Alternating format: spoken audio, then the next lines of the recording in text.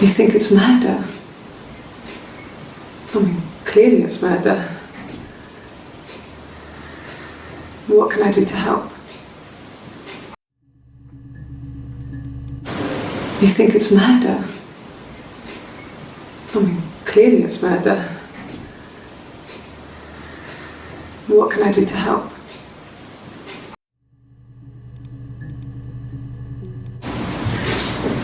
Yeah, that's me. But February, I mean, that was months ago. What's that got to do with Simon's murder?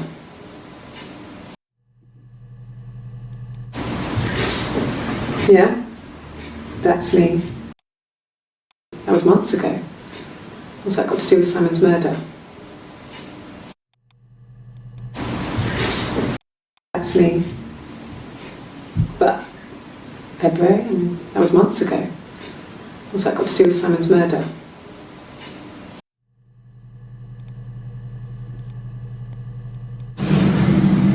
I didn't murder Simon.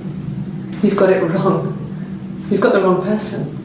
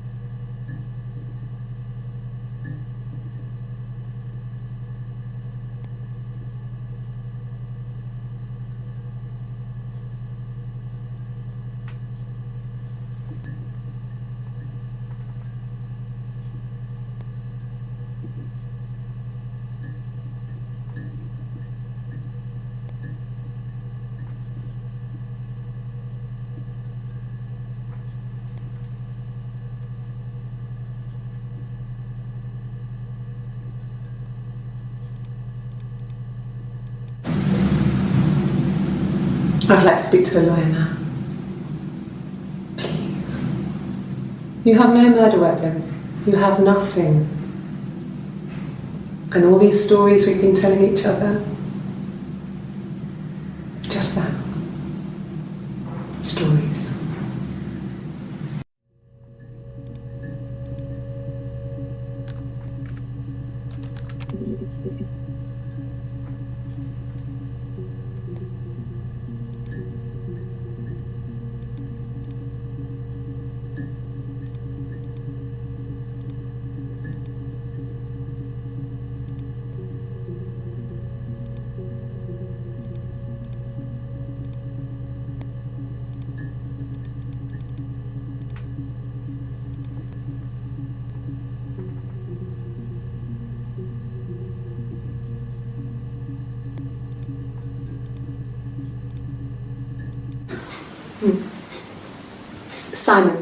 Simon Smith. He works at Ernst Brothers Glass. They do windows, all kinds of glass. Simon does the more special work.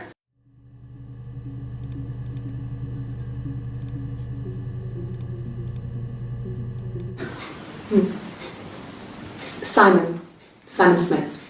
He works at Ernst Brothers Glass. They do windows, all kinds of glass.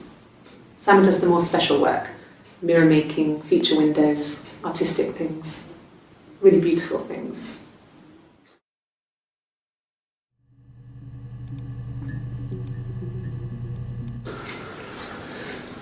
Simon is 6 foot, darkish blonde hair, average build.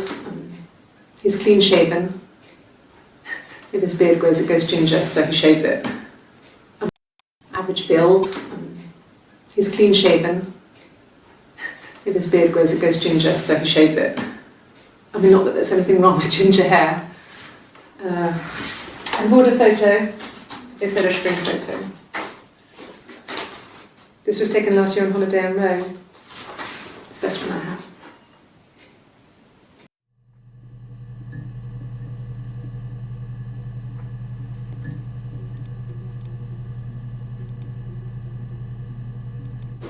It's the Rockington Arms, The Rock. It's run by a nice couple, Peter and Susan. There's some other regulars there that Simon likes to drink with, and the barmaid they're having sometimes, Helen. Peter said Simon had been in and had a few drinks. It's the Rockington Arms, The Rock.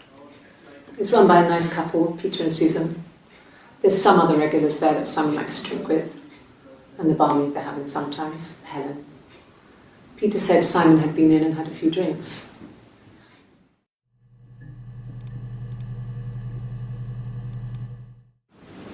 Yes, there's an Amstrad one.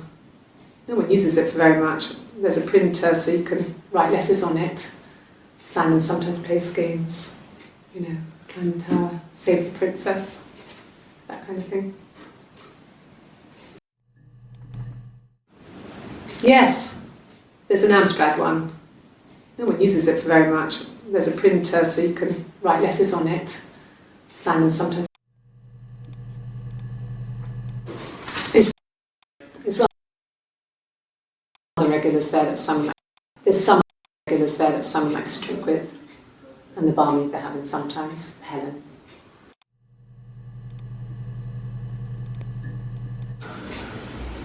Simon isn't the type to run off or do anything crazy. Someone must have done something to him, or there must have been some kind of act. Next.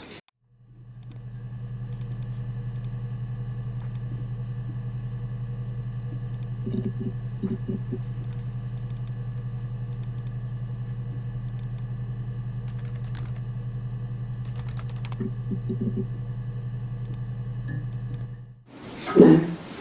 I think he spoke to Helen. She said he was upset about her argument, but I'm not sure what else he said. He likes Helen. He likes blondes. No. I think he spoke. She said he was upset about her argument, but I'm not sure what else he said. He was upset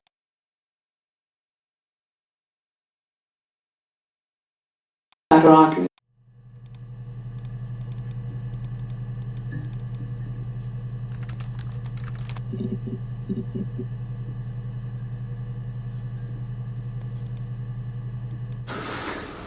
So, it was Friday evening, we had an argument, he left. On Friday evening, we had an argument, he left. On Saturday, he didn't come back. I waited all day. He was supposed to go help Eric out with something on the Saturday afternoon. They had a job, but he didn't show. So Eric was ringing on the phone. I checked at the Rock, that's our local. They said they'd seen him on the Friday night, but not since. He still wasn't back this morning. He didn't show. So Eric was ringing on the phone. It was Friday evening. I waited all day.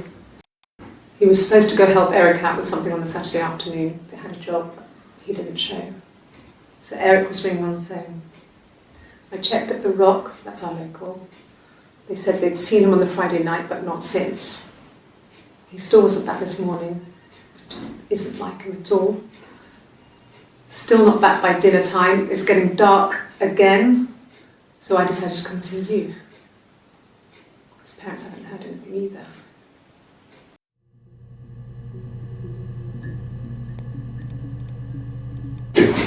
God, I don't know. I mean, I guess the Rock. We've spoken to everyone there. Someone must have seen where he went. I don't know. So many things could have gone wrong.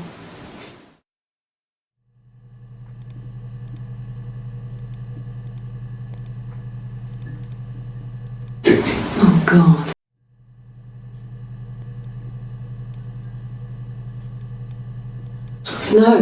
No one has been in the last few weeks.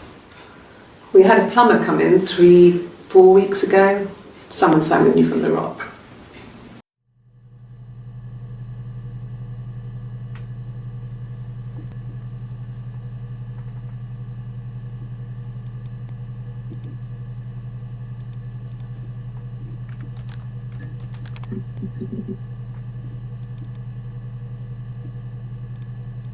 No, someone sang with me from the Rock.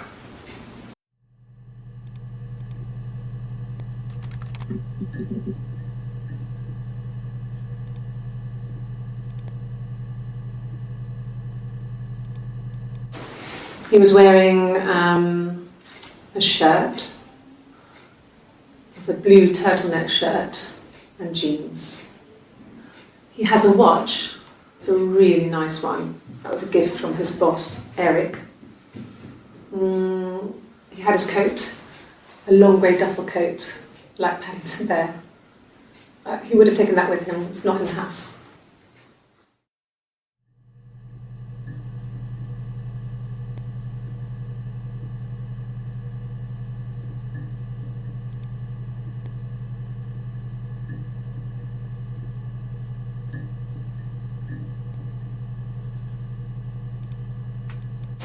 Yes, there's a car that we share, a Cavalier, and a van he uses for work. It's owned by Eric, but we look after it. Both of them are there now, parked on the street. I'm not sure about the keys for the van. I can look for you when I get back.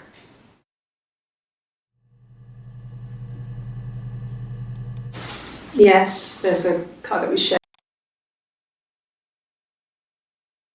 There's a car that we share, a Cavalier, and a van he uses for work. It's a car that we share. It's owned by Eric, but... Yes, that would be in his wallet. It's a Visa, a silver one. He doesn't like to spend money he doesn't have, so he usually pays with cash, but Eric convinced him to get one.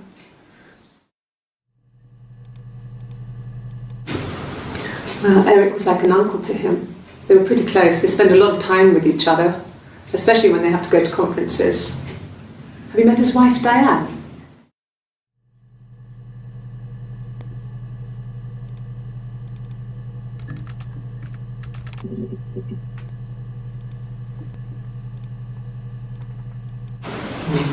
Diane is really nice. She helps out with the glaziers, organises the Christmas party, that sort of thing. They have 2 kids, really sweet kids. She used to look out for me when I worked there.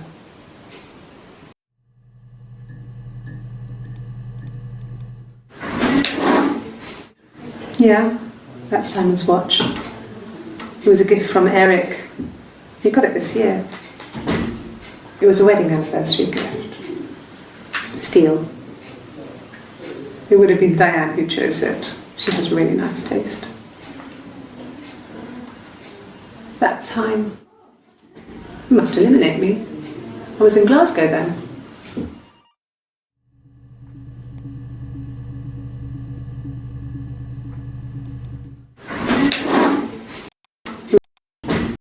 She has really nice. That, you must eliminate me. I was in Glasgow then.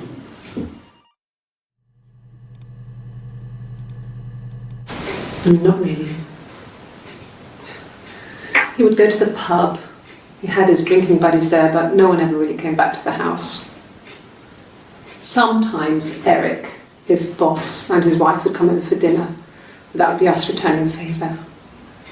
Diane is a really good cook, into her trendy ingredients. And the last time Simon cooked something off MasterChef, he got the recipe off Ceefax, and I did my Lloyd Grossman bit, commenting from the sidelines.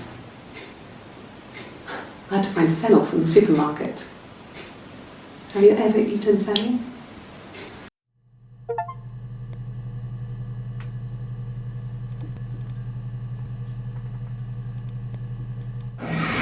Simon and Eric arguing? No, I can't imagine they'd be arguing. And they get on so well. Maybe Simon was being too much. It was something to do with work. Maybe Simon was a perfectionist.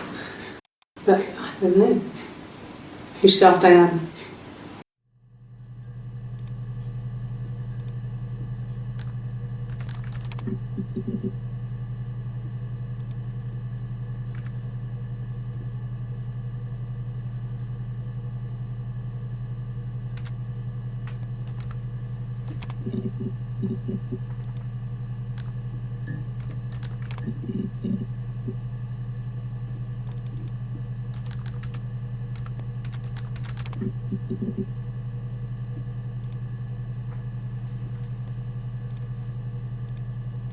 I got in the car and I drove.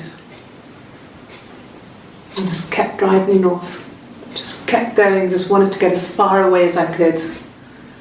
When I finally stopped, I was all the way up in Glasgow. I was so tired. I just kept driving north in the car and I drove. I just kept driving north. Just kept going, just wanted to get as far away as I could. When I finally stopped, I was all the way up in Glasgow. I was so... I just had to sleep. Yes. I got to Glasgow, I was exhausted, so I pulled over and slept in the car. I woke up because a rubbish truck went past. I got some petrol, bought a coffee and a pastry, tried calling someone from the payphone, and then headed back.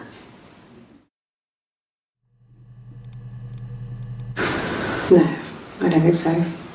Glasgow was deserted that early in the morning.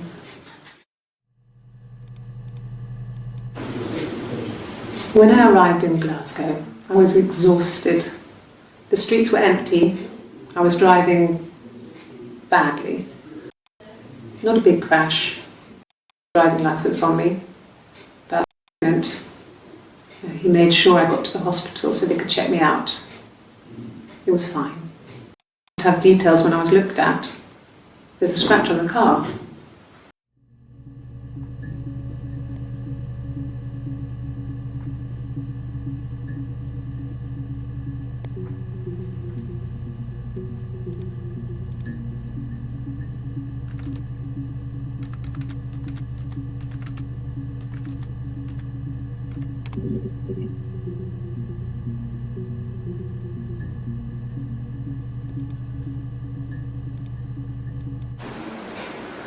Black coffee, thanks.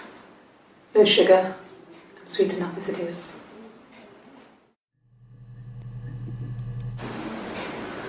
Black coffee, thanks. No sugar. I'm sweet enough as it is.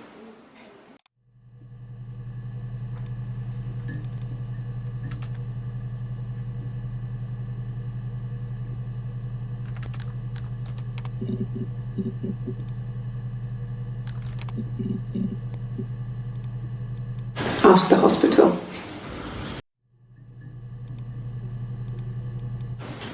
I don't see how it's hard. We've established I was in Glasgow when he was killed. You've spoken with the hospital.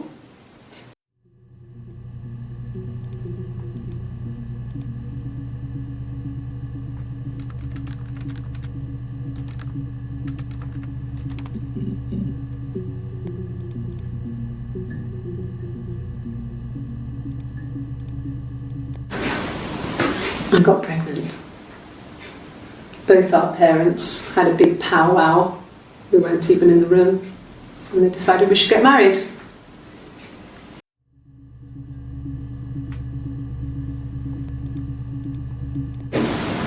Yes, I'm fine. I won't be sick again.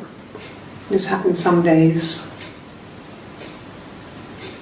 I'm pregnant. It's morning sickness.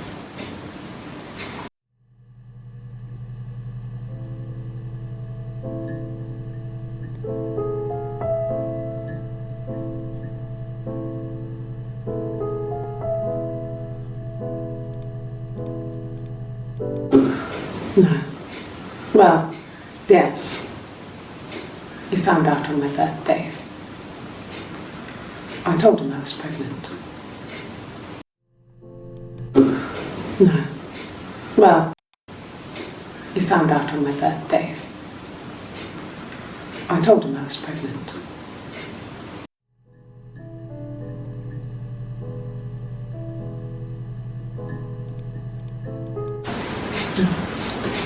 It's Rapunzel. The story starts when she's born. Mother Gothel, a witch, takes Rapunzel from her parents and keeps her locked up in this tower. Rapunzel gets pregnant by the prince, and Mother Gothel is furious, so she cuts off her hair and throws it in this tower. Rapunzel gets pregnant by the prince, and Mother Gothel is furious, so she cuts off her hair and throws it. Actually, her hair's already short here, so that's already happened. So she throws her into the wilderness, and Rapunzel is reunited with the prince, who's blind, but she cures him with her tears, and so it's a happy ending. Is that too much?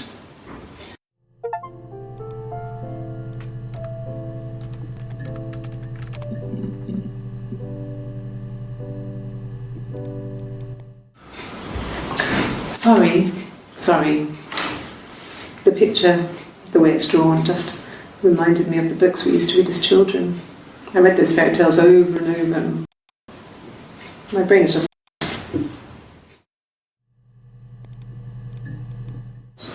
Did I pass? Sorry, I messed it up with all that Rapunzel stuff. Do you need me to do that card again?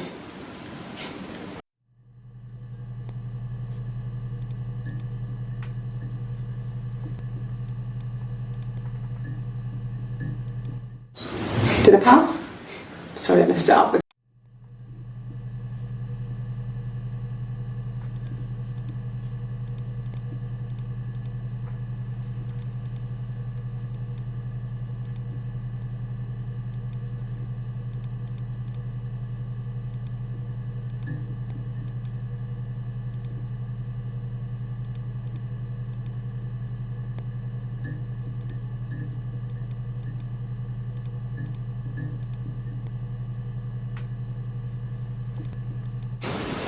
Could the hairs have come from somewhere else? I mean, could they... We have a lot of dolls in the attic. There's a Rapunzel doll with long blonde hair. Could they have come from there? Could the hairs have come from somewhere else? I mean, could they... We have a lot of dolls in the attic. There's a Rapunzel doll with long blonde hair. The hairs have come from somewhere else. I mean, could they... come from there?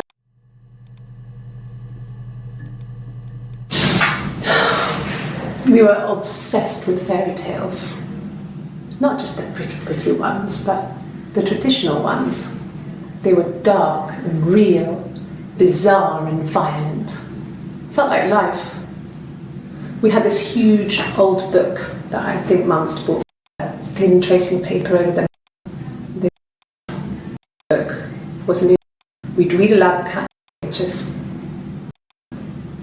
And dressing at his heart, the princess pricks her finger.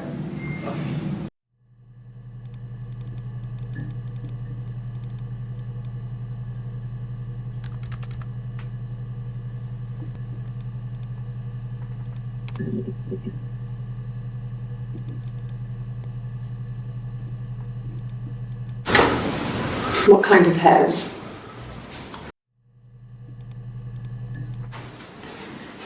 You want me to play something? Well, I'm not the world's greatest guitar player. Okay? Probably needs tuning. No, it's okay. How about a traditional ballad? Should be right up your street.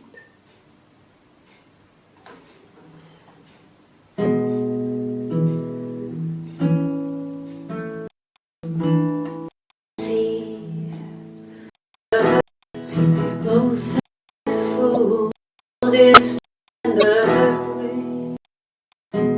They both swam and the rain, but he only cared for the youngest and dreadful wind.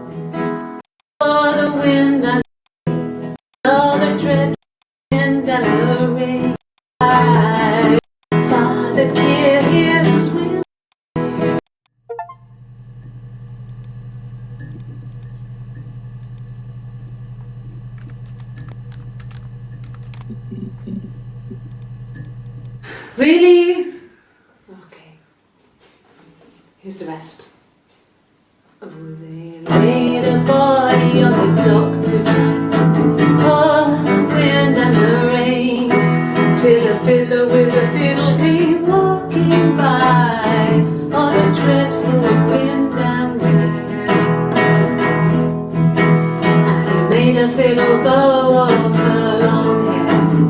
Oh, the wind and the rain. Yes, he made a fiddle bow of her long blonde hair. Oh, the dreadful wind and rain. And he made fiddle pegs of her finger bows. Yes, he made fiddle and rain. Oh, the dreadful wind and rain.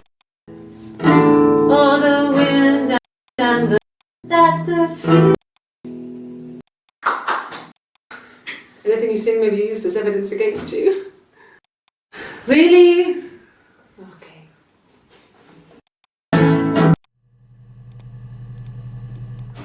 Rehearsed? You ask me the same question, you'll get the same answer. Is that your evidence? Of course I thought about what happened then. It's all I've thought about. My husband is dead.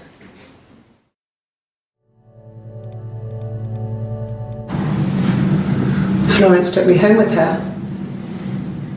Mother hadn't been expecting twins and had a healthy baby. I guess she was just happy for Florence to clean up. Take away the evidence that this was anything but a happy occasion. Florence took me home with her. Mother hadn't been expecting twins and had a healthy baby. I guess she was just happy for Florence to clean up. Take away the evidence that this was anything but a happy occasion.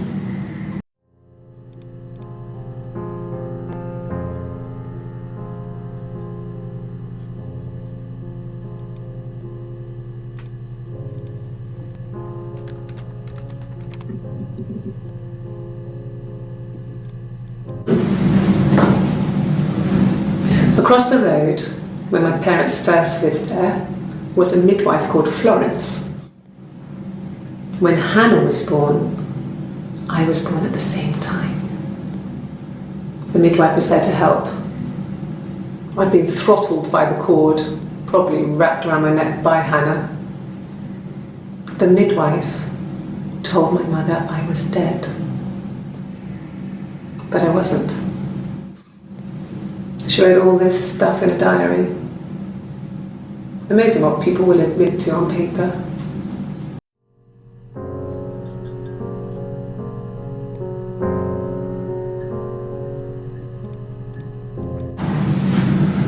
Florence took me home with her.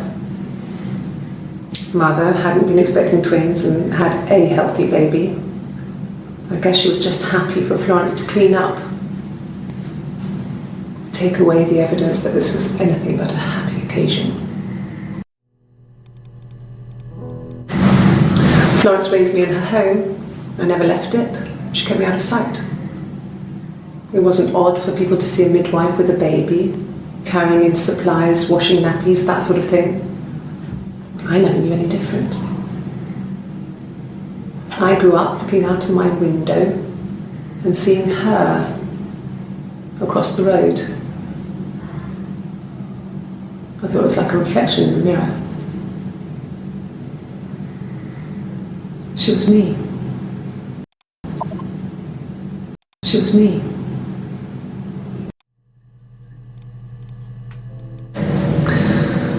Florence was a warm, kind person. But she was broken, I guess.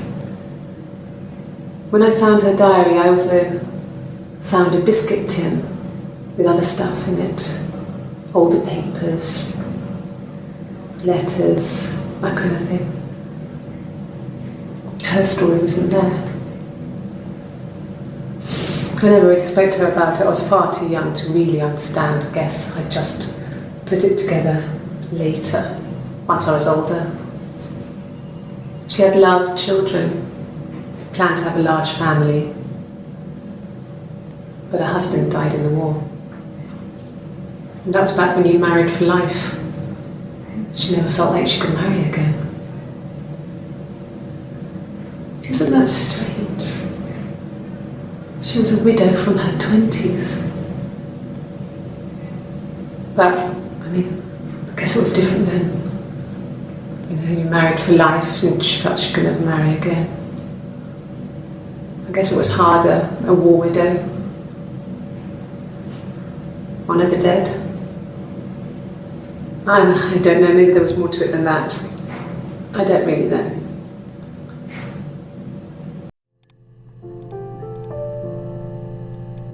No, it was just me and her. Eve was the name they were going to call their first child. They talked about it and were going to try when he came back. Florence's family had a history of firstborn girls, so they were convinced. No, it was Eve was the name they were going to call their first child. They talked about it and were going to try when he came back. Florence's family had a history of firstborn girls, so they were convinced. Remember that I read maybe. Sometimes it's hard.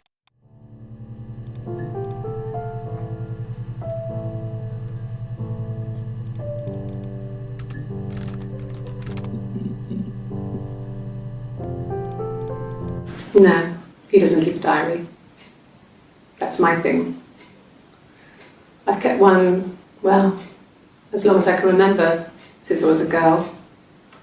It helps make sense of my day. And when you're forced to put something into perspective, everyone's on the same page.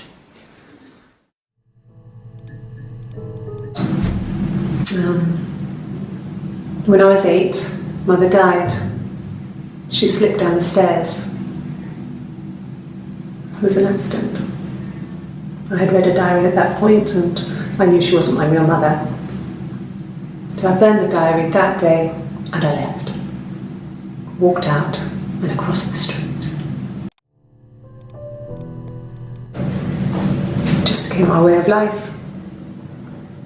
We would swap places and take it in turns to do things. And we were very careful. Whoever had been out that day would come back and write a detailed diary so that we were on the same page. We had a list of rules that said what we could and couldn't do in any given situation. It was exhaustive. We lived a second life through those rules. Rules for things that could only ever happen inside our imaginations. We would consider all the permutations of future events and agree rules to walk our way through them.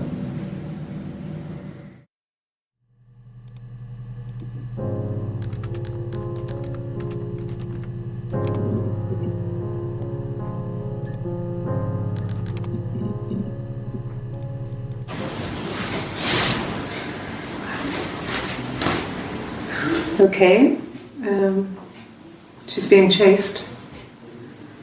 They're trying to catch her because she did something bad.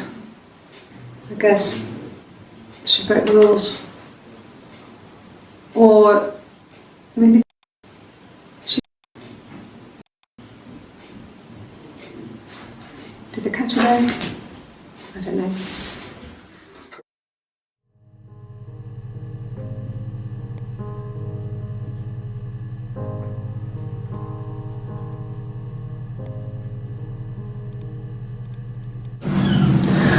Hannah was so smitten with Simon.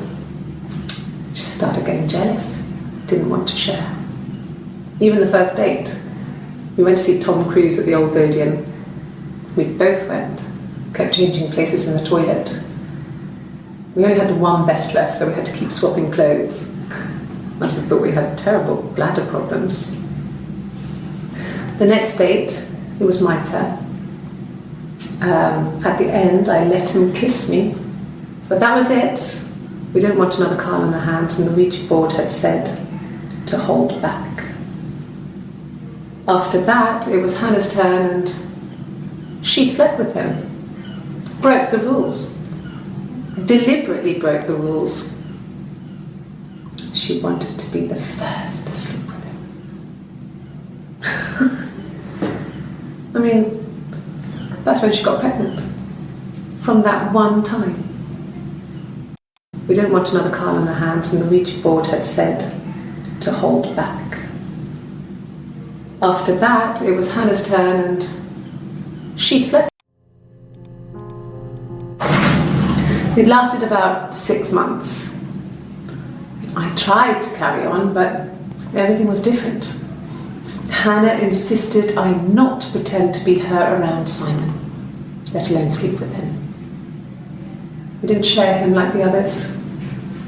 The rules had changed. Me living in the attic had become weird in a way it hadn't been before.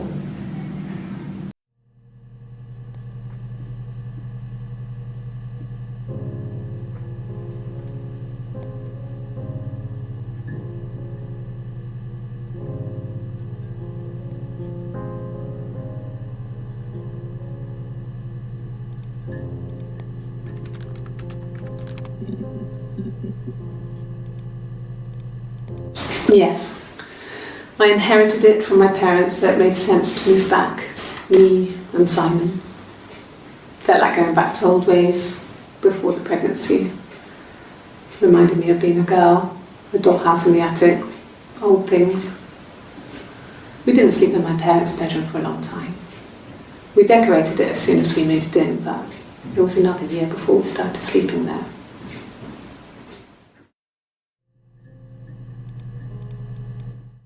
Yes, I read a lot as a child and watched lots of TV. Then the doll's house we still have in the attic.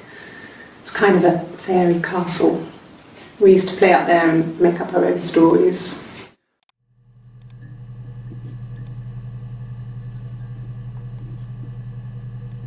Yes.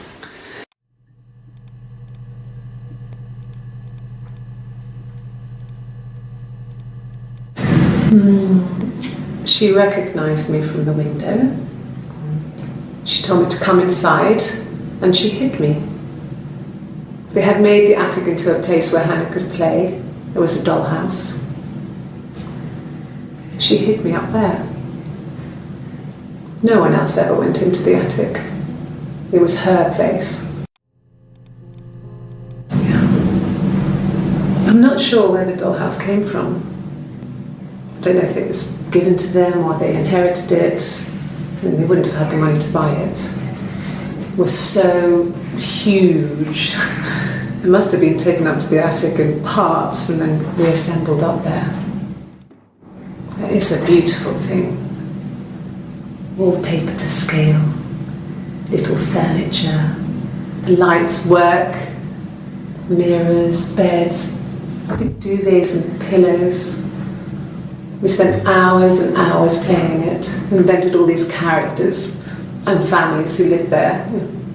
We wrote paperwork for them all, passports, diaries, gave them all really elaborate stories. Once, a moth got trapped in there. We'd left a light on. It was making the most horrendous noise. We tried to kill it, but it was tough. We ended up crushing it under a copy of the Arabian Nights. Yeah. I don't know if it was...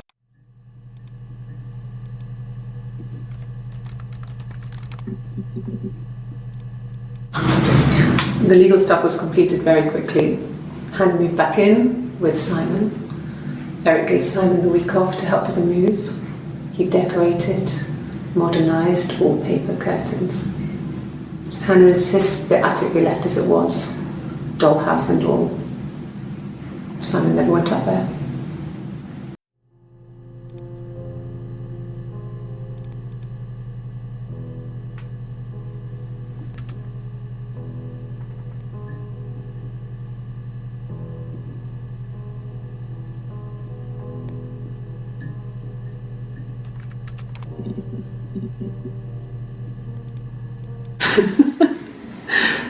Was he my first? No need to be so coy. No, he wasn't my first. That would have been Carl. He was a local boy in a band. He was a bit of a shit. but he was sexy. We were 15.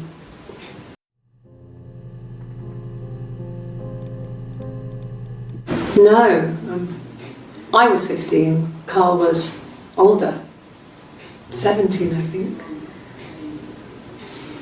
I was really into him, regardless of how he actually behaved.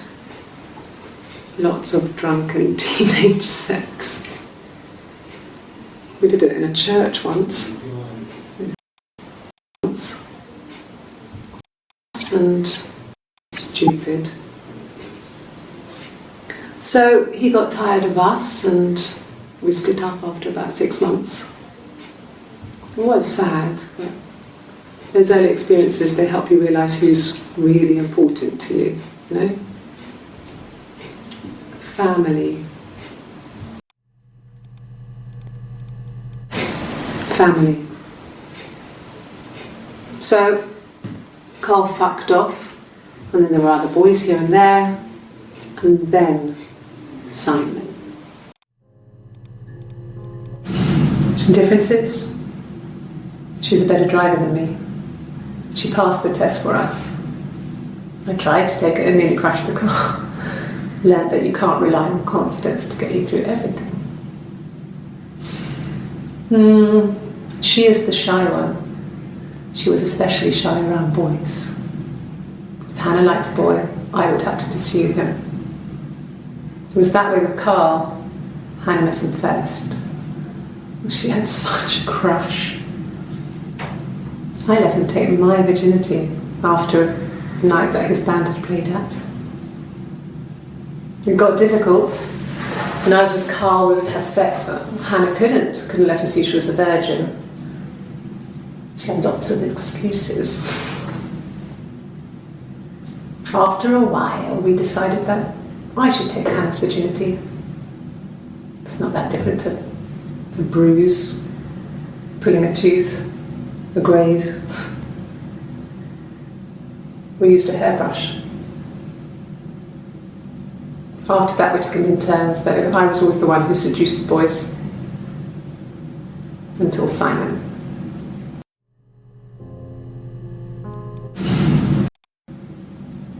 In turns, though. I was always the one who seduced the boys. Until Simon.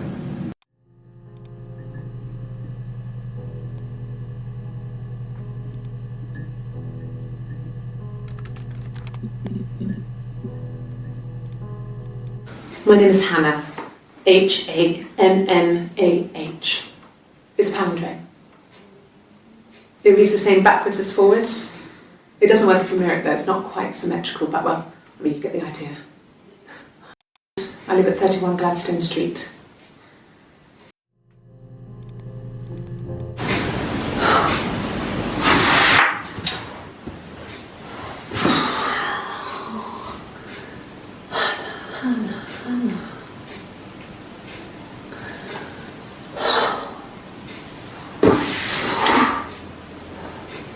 What are you doing talking about Eve?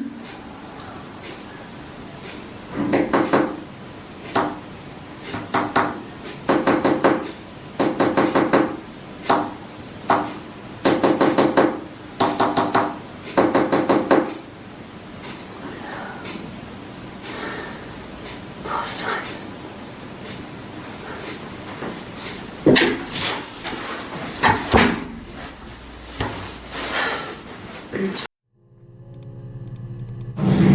Yes, my name is Hannah Smith. Oh, shit. Sorry.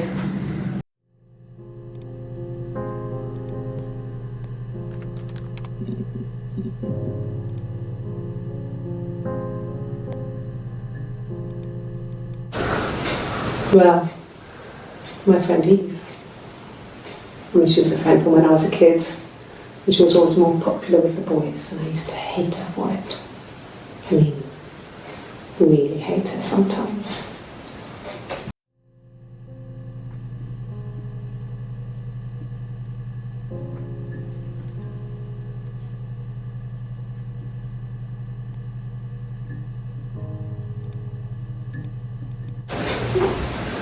Yes, we'd fight.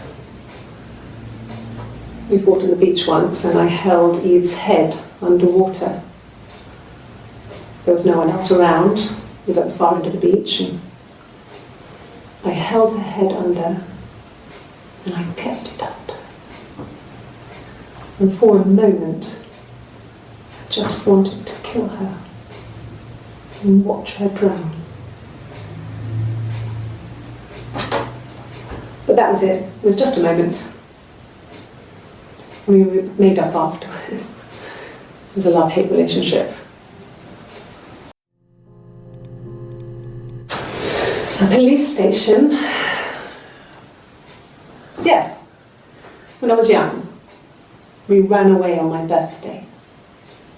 Bob Dylan was playing in London and we thought we could break into his tour bus and have him take us with him. The taxi driver we paid to drop us off, I mean, we'd saved money, pinched a bit here and there to pay for the fare. He was suspicious because we were so young, so he told the police. So they came and picked us up and took me back to Portsmouth. My mum picked me up from the station. But I blamed everything on my friend Eve, so my parents let me off.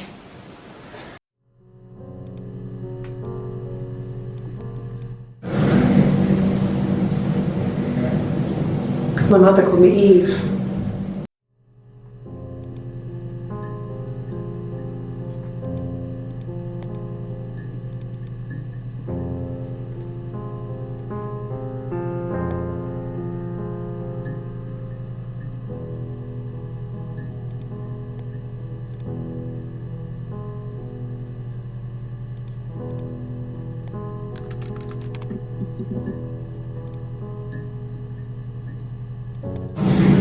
Yes, my name is Hannah Smith. Oh, shit.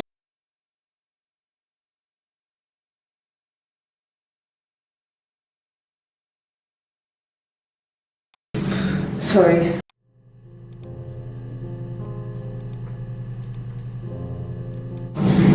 Yes.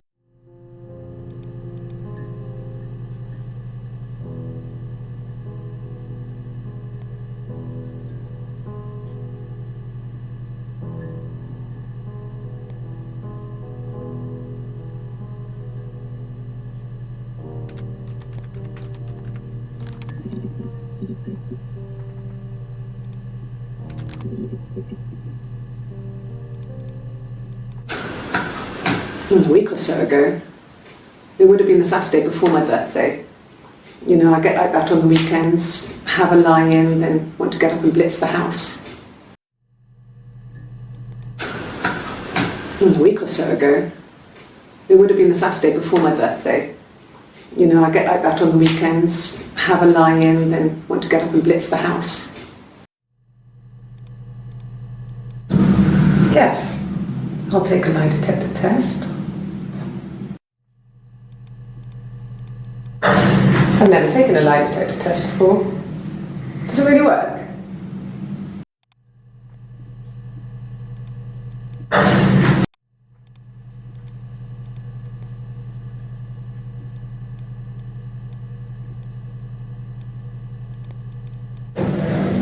My name.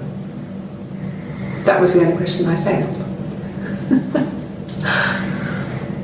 Your lie detector works.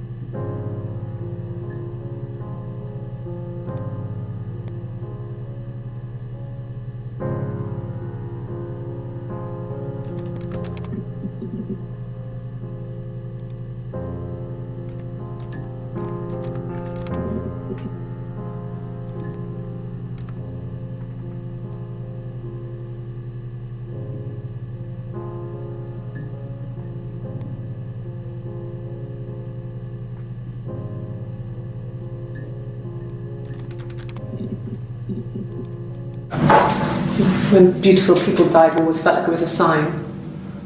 You remember Princess Grace? Grace Kelly? She died in a car crash the year before we met Simon. We used a Ouija board to speak to her, and that gave us the power to find him.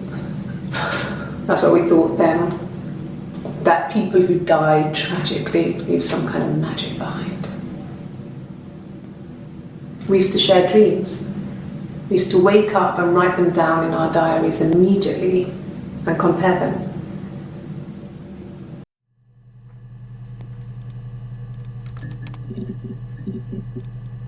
No. I mean, yes, we have arguments, but he never runs off. He always comes back. We make up. It's always that way.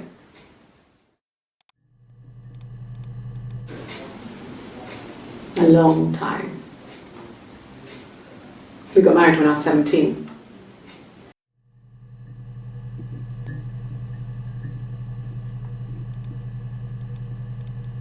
No, not drugs. I mean, he drinks, but never very much. He goes to the pub and has one or two. Sometimes we go together. He drinks wine with food, but no, he doesn't have any kind of drinking problem.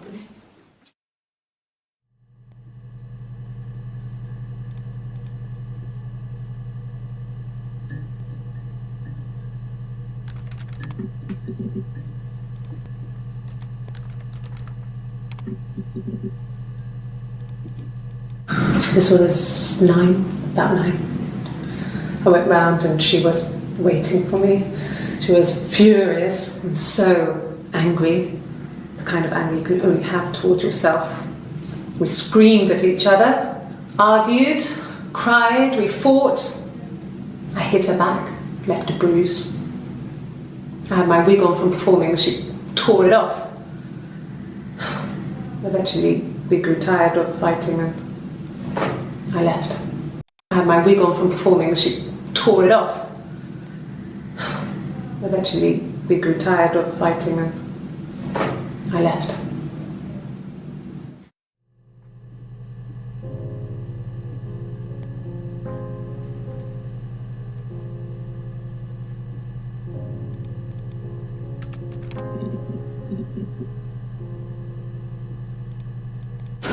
A wig?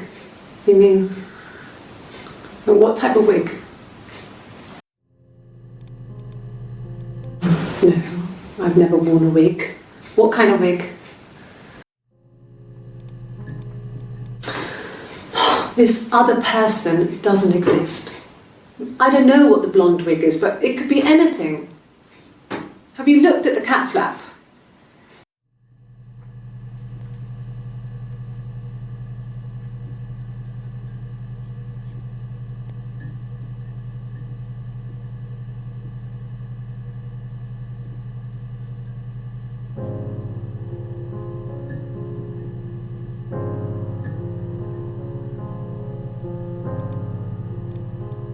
No. The parents decided there would be a wedding. And after the wedding, Hannah moved in with his parents. There was no way I could follow, so we were separated again. I stayed in the attic. It was hard. It's like I suddenly didn't exist. I would sneak out, but in case anyone recognized me, I started wearing a wig. Hannah and I would meet up in the park. I was trying to get pregnant, but I couldn't. I mean, I couldn't do it with anyone we knew, so it was sex with strangers, drunk guys I'd met in clubs, parks and alleyways. I was 17. It felt like I was being punished. But it was Hannah who had betrayed us. I had to stop when one of the guys gave me an STD.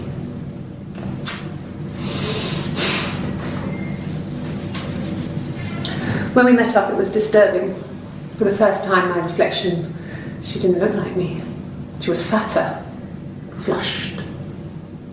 If anything, I was getting skinnier. I found it hard to look sometimes.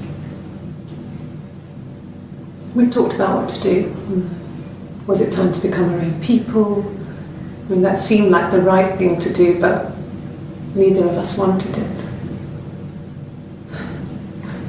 We agreed that her and Simon would get their own place as soon as possible, and then I could move in. And that was the plan.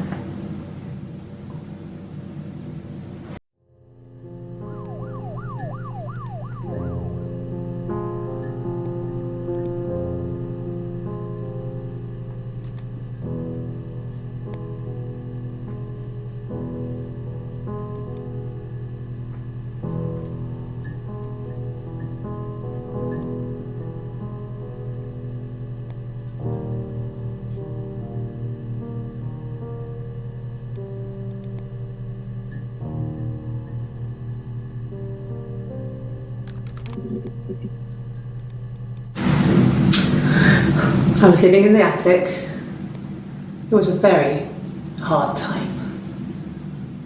I was depressed, was still pretty sick of the STD.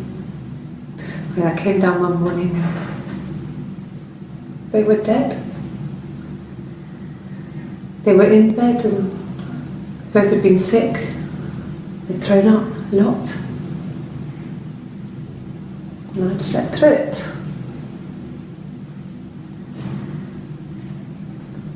The police said it was mushrooms they ate. Dad was a mushroom expert. I mean, he used to take us picking with him and he taught us how to recognise them. And there's no way he would have picked death caps.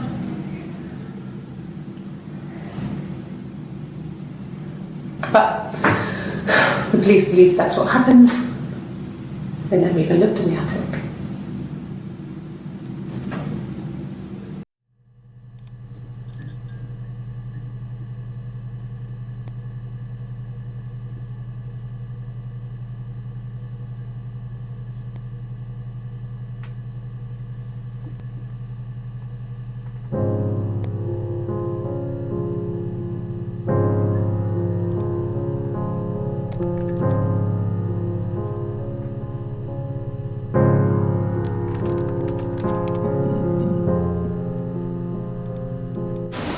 They said it was food poisoning. There was something in the food they ate. My dad liked to pick mushrooms, grow them too. They said it was the mushrooms. It was hard to believe. Death caps. They have a skirt around the cap. My dad taught me that. But, I mean, the police had no reason to think it was suspicious. They lived alone. And no one had any reason to hurt them.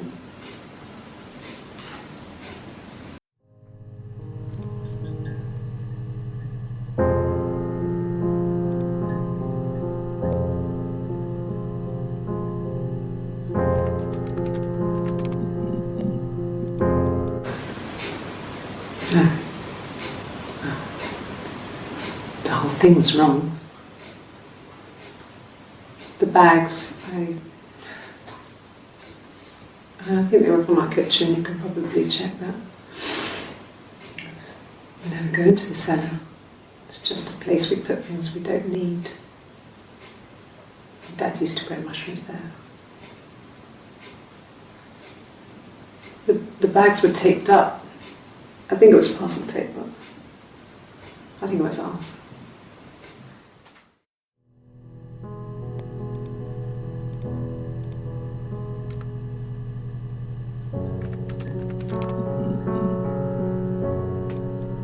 Bruise?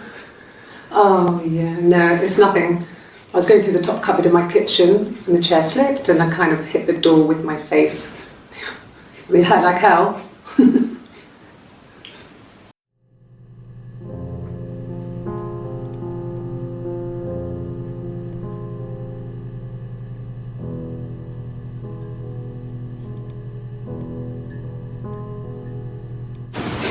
The bruise. I have a really fast metabolism, so stuff like that just comes and goes. I don't know if there's much more that I can take. The bruise. I I have a really fast metabolism, so stuff like that just comes and goes. I don't know if there's much more that I can tell you that I haven't already told the other policeman.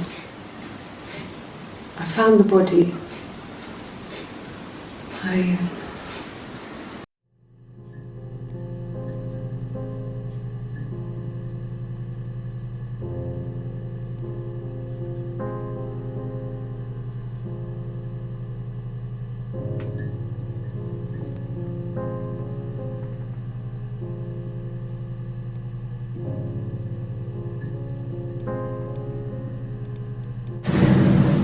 If one of us got hurt, the other one would have to be hurt too. A grazed knee, a bruise. When I lost my tooth first, we had to pull our harness to match. Once, I slept with a boy who was seeing another girl. The girlfriend came up to Hannah the next day and punched her in the face, gave her a huge black eye. That night, she had to do the same to me. But she almost went too far. I couldn't see out of that eye for days. She snapped a frozen piece up for me from the kitchen. So much of our bodies was synchronised anyway. Childhood diseases, stomach bugs, nits.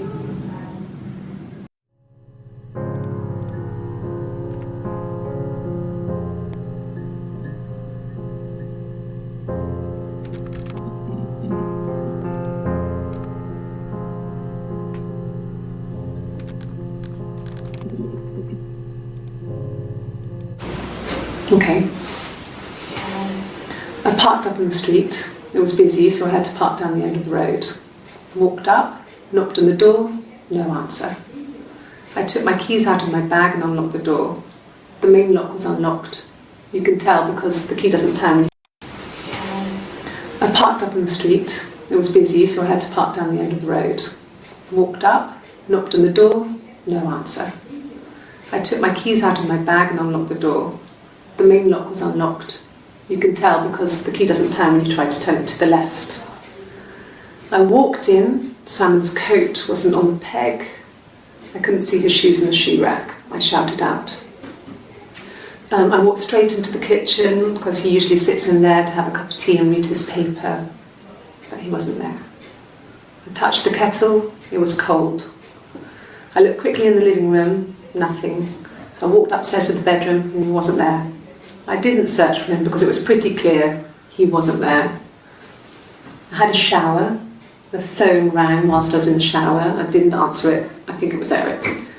Then I was just exhausted. So I lay down on the bed and I fell asleep, though I didn't mean to. I woke up a couple of hours later and I was surprised to see no one in the bed next to me. And then I remembered where I was and what had happened. That's when Eric called again. This time I spoke to him. Then I called Doug and Eleanor. And then I decided to come and see you. Eleanor? To see no one in the bed next to me. And then I remembered where I was and what had happened. That's when Eric called again. This time I spoke to him. Then I called Doug and Eleanor. And then I decided to come. Okay. I parked up on the street. It was busy. Knocked on the door. Knocked on the door. I took my keys out of I walked. You can tell because the key doesn't turn and unlock the door. The main lock was unlocked. You can tell because the key doesn't turn. I couldn't see shoes in the shoe rack. I shouted out. He usually sits in there. So I walked upstairs to the bedroom and he wasn't there. I didn't search for him because it was pretty clear he wasn't there. The first, exhausted. I woke up a couple of hours later where I was. A mobile phone? Yeah. Well, they have one for the glaziers, but it's only for work. I can't remember the number. Oh, it's in the kitchen. I saw it plugged into its charging cradle. A mobile phone? They have one for the glaziers, but it's only for work. Okay. parked up on the street. It was busy, so I parked. I didn't search for him because it was... Okay. I parked up on the street.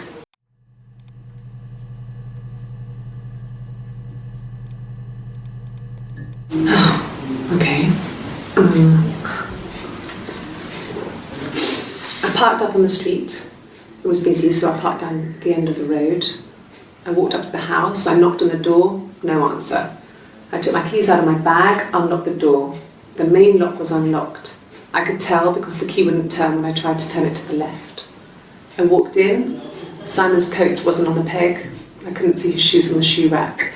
I shouted out for him. I walked straight into the kitchen. He usually sits in there to have a cup of tea and read his paper. He wasn't there. I touched the kettle. It was cold. I looked quickly into the living room. Nothing. I walked upstairs to the bedroom. He wasn't there. I didn't search for him because it was pretty clear he wasn't there. Then I had a shower.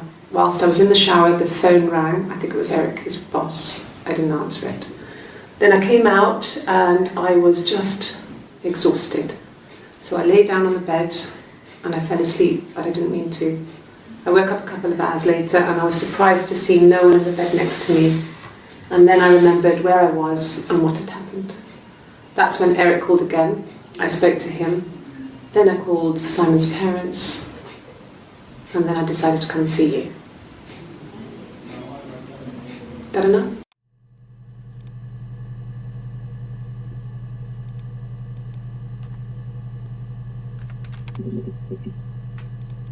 Yeah. I've been round to Doug and Eleanor's and they're very worried. I feel sorry for them.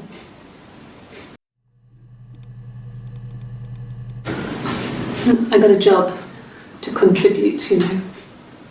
Doug knew someone and I got a job as a dinner lady at the primary school. They said it didn't matter if I could cook or not, just don't poison the kids. So you see, it's always been complicated between me and Simon. It's never just been the two of us, there's always been pressure.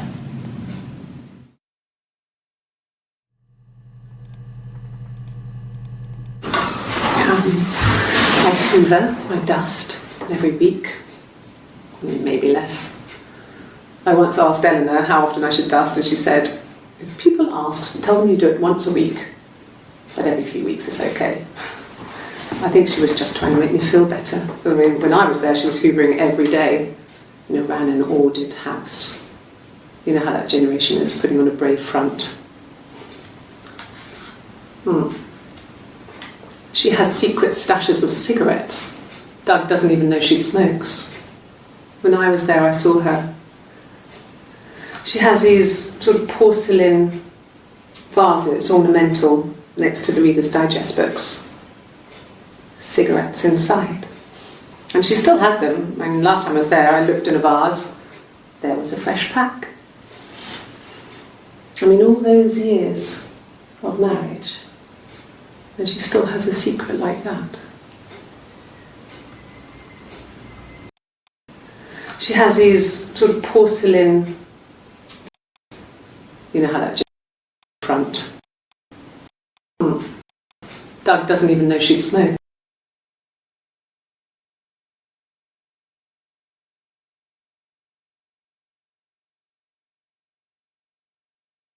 Cigarettes.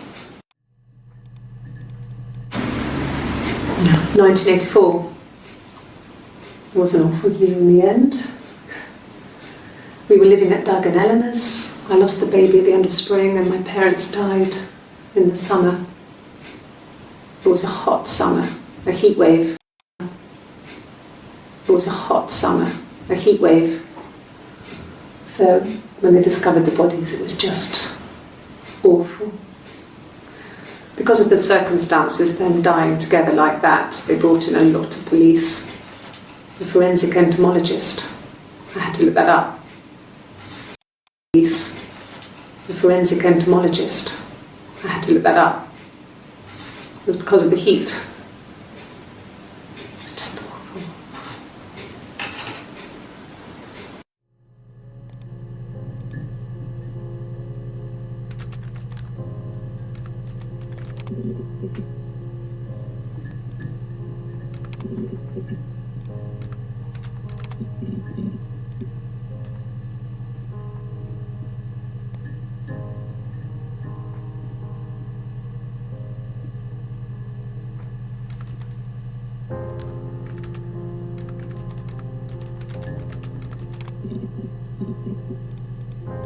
Yes, I speak with Eleanor at least once a day. Not that there's anything much to say. It's more just...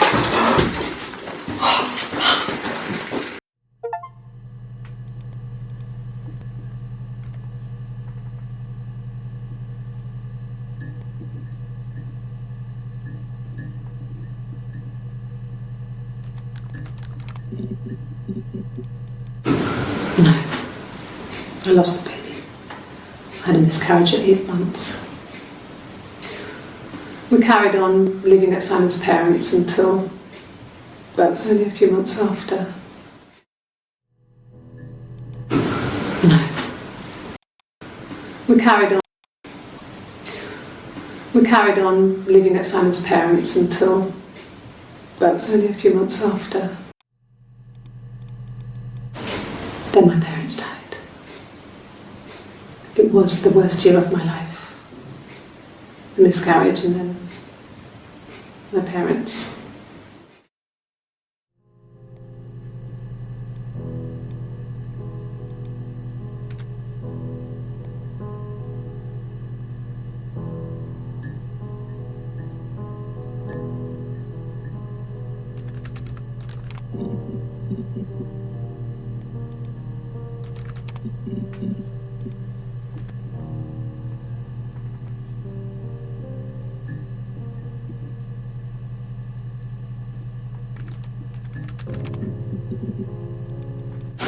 We spent the wedding night in a hotel in Brighton. It would have been too much to do more. We were saving for the baby. It was wonderful to be in a hotel, away from home, just alone together. Since then, we've always tried to get away for our holiday.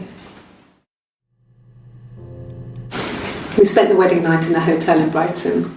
It would have been too much to do more. It was wonderful to be in a hotel, from home, just alone together. Since then, we've always tried to get away for our holiday.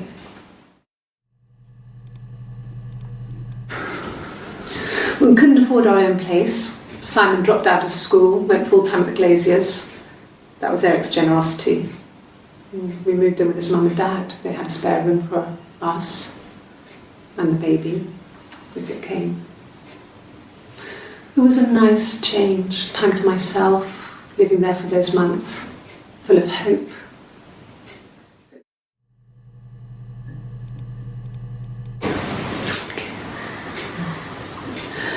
It was after dinner. I'd spoken to Simon's parents on the phone. I looked up for an early night and I suddenly had this thought. I think it was something his mum had said. She'd been speaking about old stuff, sad stuff, about when we lived there, about the baby. There's some boxes in the cellar, nursery stuff we never needed, and I never had the heart to throw out. And I suddenly remembered that when I'd looked down there the week before, those boxes, that pile was in the wrong place. I went cold all over. I went down there with a torch and went straight to the back, and that's when I saw the bin bags. Pulled them open, saw the body. I screamed, and that's when I called the police.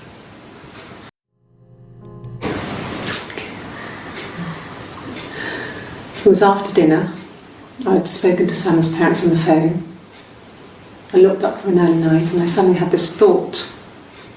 I think it was something his mum had said. She'd been speaking about stuff we never needed, and I never had the heart to throw out. And I suddenly remembered that when I'd looked down there the week before, those boxes, that pile I went down there with a torch and went straight to the back, and that's when I saw the bin bags. Pulled them open. Yes. It was a shock to him. I mean, we never thought it was possible. I don't know what I hadn't decided whether to keep the baby. I wasn't really ready to talk to him about it.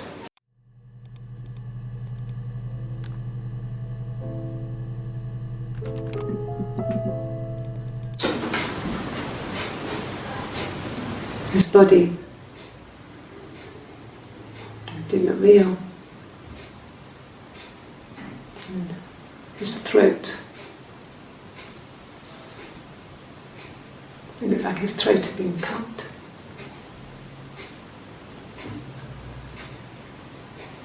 And I didn't see his glasses. He has these thick glasses.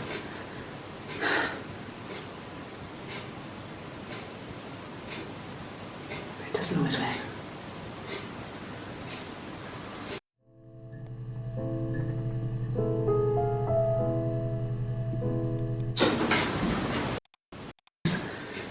Thick. Can you imagine? I tried to get pregnant too, but it didn't happen. I slept with so many boys, men. My body refused. I think my period stopped because hers had. I was pretty ill. I mean, how could we stay the same now? Felt like Hannah had really fucked things up. Set us down separate paths. We had become different.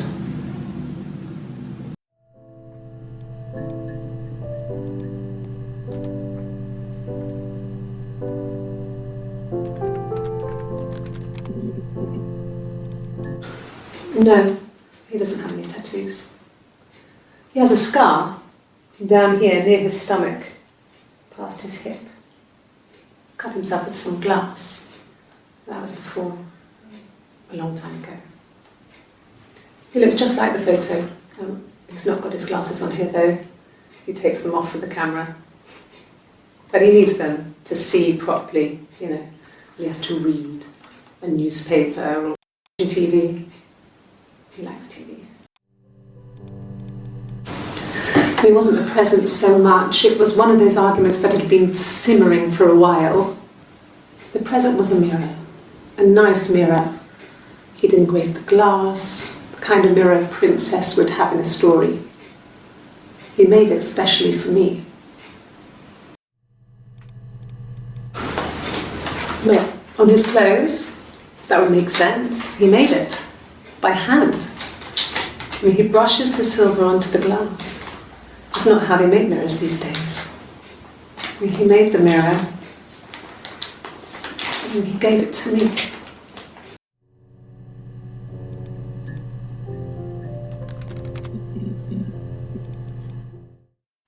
The mirror. I can't remember. I put it somewhere safe. Upstairs, I think. I haven't looked at it since.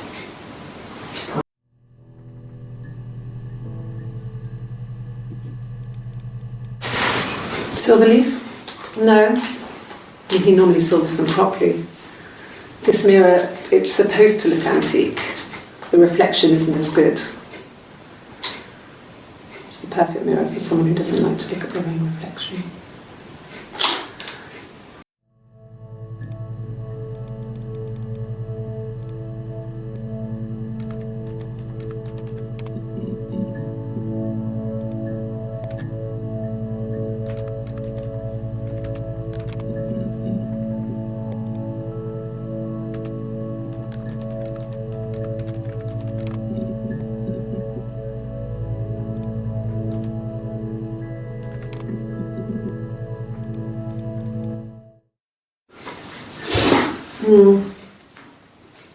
I left the next day, Saturday.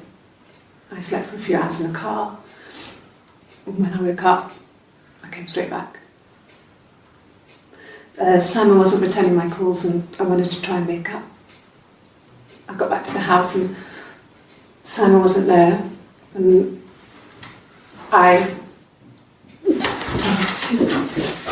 Is there a bin?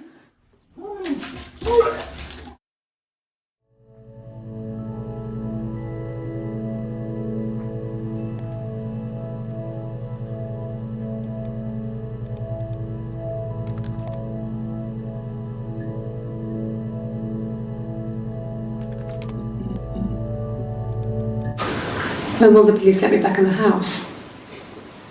They let me take a bag of clothes with me, but...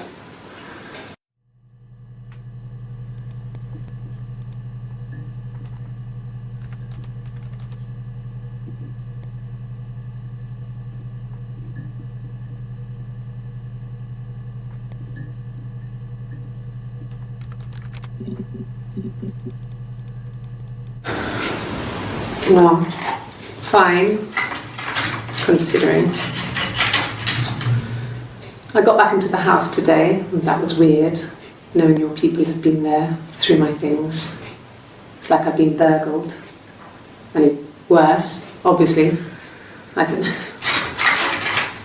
I haven't lived in the cellar yet. They sent a cleaner in. As good as new, he said. But they had to throw some stuff out. Couldn't get the blood out. And I'm still waiting to hear from the coroner so we can get a date set for the funeral. It's going to be a cremation. So, it happened very quickly. We hardly had to talk to each other. We agreed almost silently. The baby was what mattered. We'd help each other. We cleaned up. We bagged up the broken mirror, her clothes. They're gone. We took him down to the cellar. We had an alibi, and we wanted the body to be found later. We wanted to have suspicion on us, so we could then disprove it, rather than have it linger. Better to keep the body in the house than risk being seen with it. The watch, that was my touch, to make sure the alibi stuck.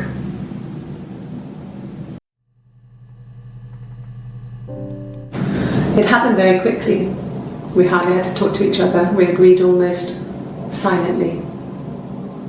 The baby was what mattered. We'd help each other. We cleaned up.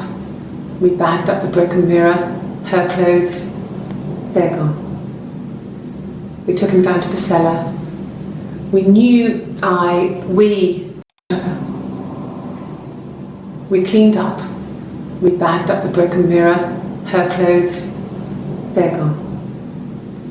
We took him down to the cellar. We had an alibi, and we wanted the body to be found later. We wanted to have suspicion on us, so we could then disprove it. That was my...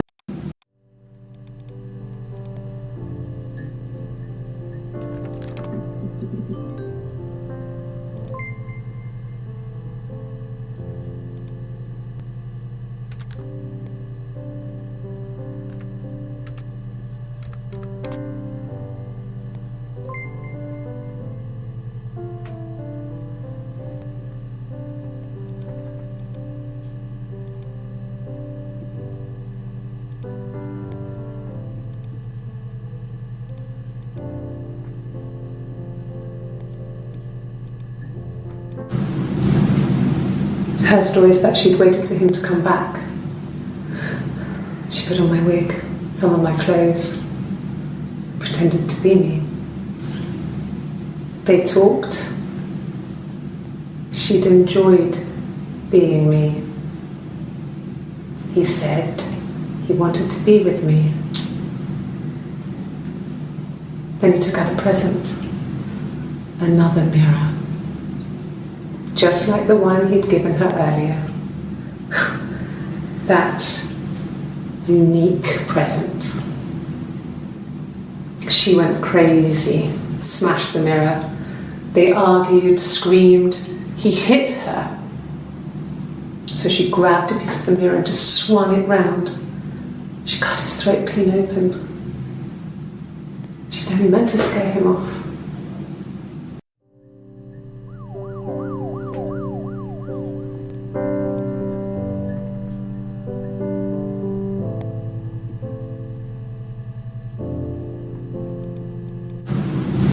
They tore my clothes. Her story is that she'd waited for him to come back.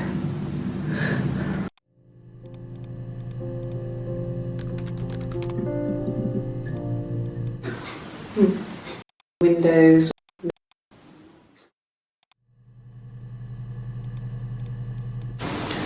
It wasn't a nice mirror.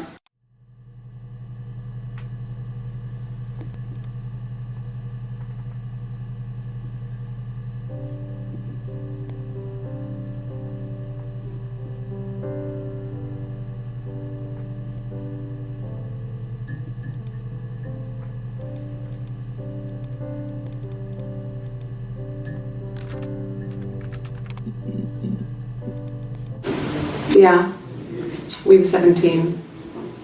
It was a nice wedding. People were very handsome in the photo. He's an only child, so his parents paid for everything. He's in what they called a They looked like princesses. The bridesmaid helping to carry.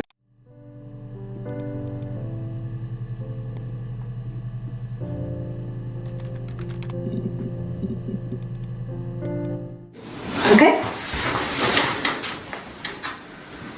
I've given blood before. Do you need to take that for your records?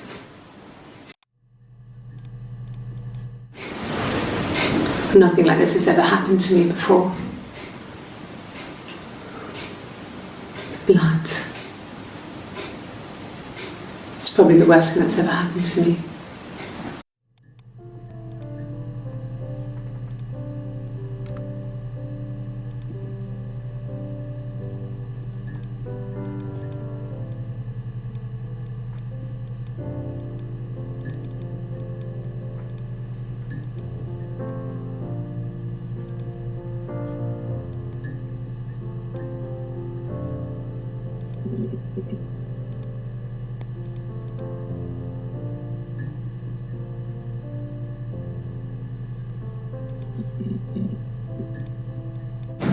It happened very. We wanted.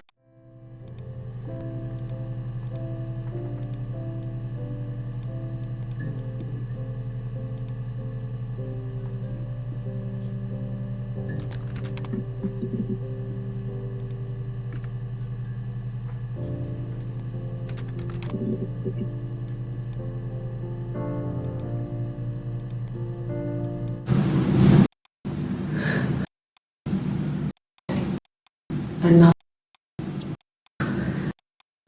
She went, cried, screamed. He hit her. So she grabbed a piece of the mirror and just swung it. Another mirror. Just like the one he'd given her earlier. That unique present. Her story is that she'd waited for him to come back. She put on my wig, some of my clothes, pretended to be me. They talked. She'd enjoyed being me. He said he wanted to be with me. Then he took out a present. Another mirror. Just like the one he'd given her earlier. That unique present. She went crazy, smashed the mirror. They argued around. And he meant to.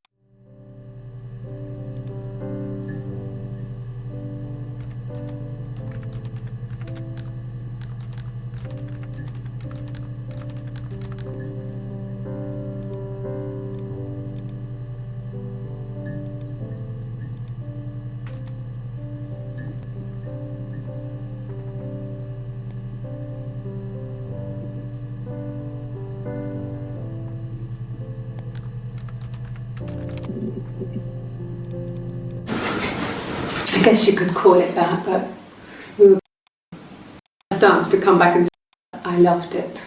First dance was probably Simon, just the two of us.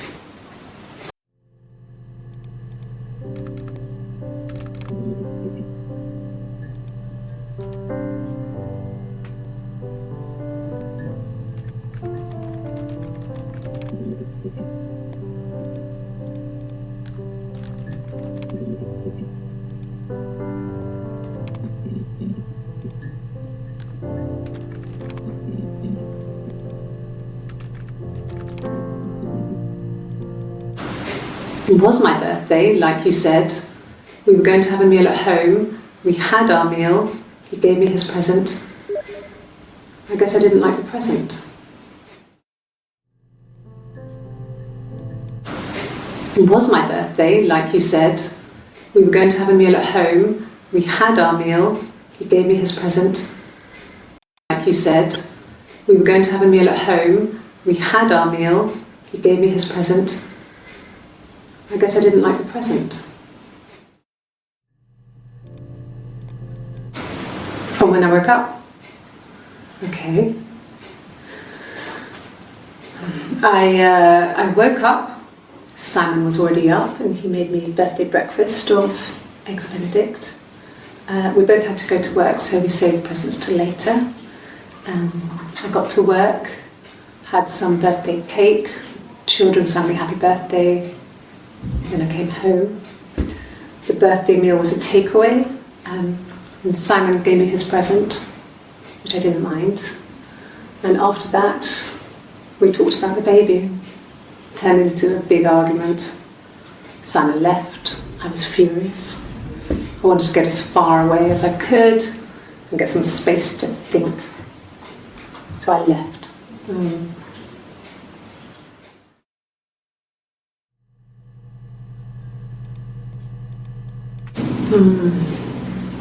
About 8 years back, it was a present to myself.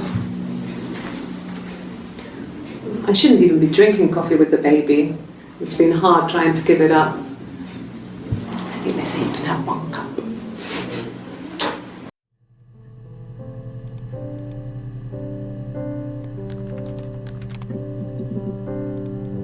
No, I've had enough coffee for today, thanks. Glass of water.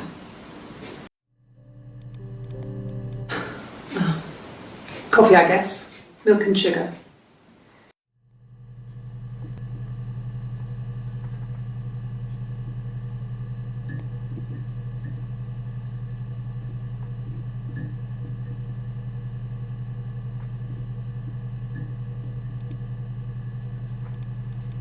Yes. I got from headed back. Bought a coffee and a pastry. I woke up because a rubbish truck went past.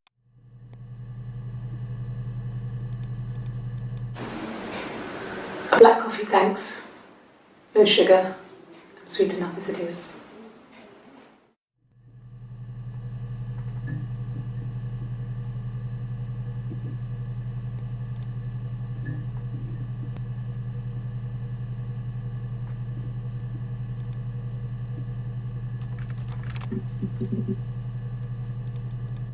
Oh, tastes fine to me. As long as it's black and strong, I'm good.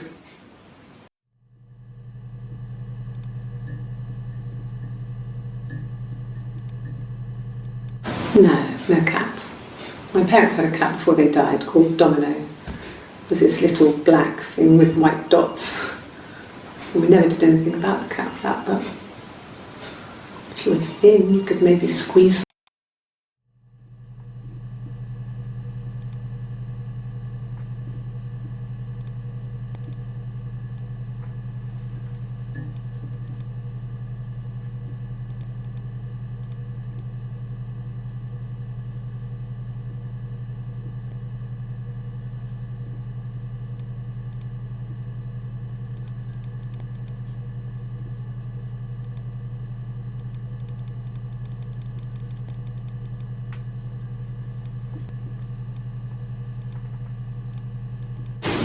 Black, no sugar. Thanks.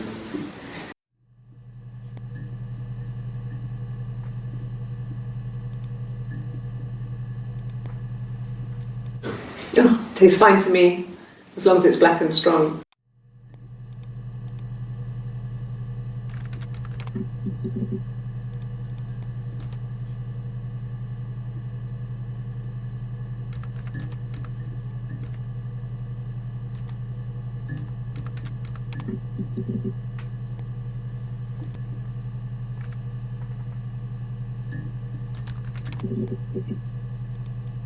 Like I said before, it was 3, something like that. I walked in, saw Simon. He was on the floor of the living room. His throat had been cut. There was a lot of blood.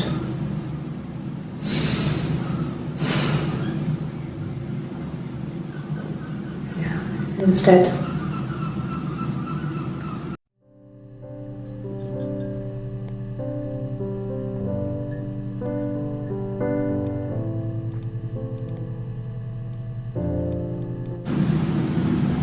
She was sat behind him.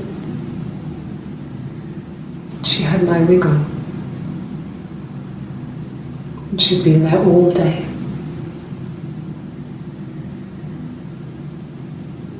And she had blood on her.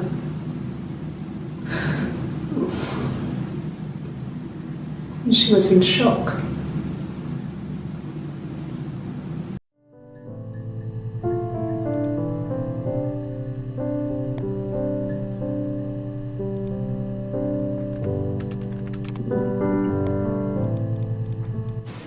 And what did your wife do? She didn't kill you. You think I killed Simon because he was having an affair? Well, I didn't kill him. I wasn't even there. I was in Glasgow worrying about whether my baby was still growing inside me. I mean, why would I kill Simon? I loved him.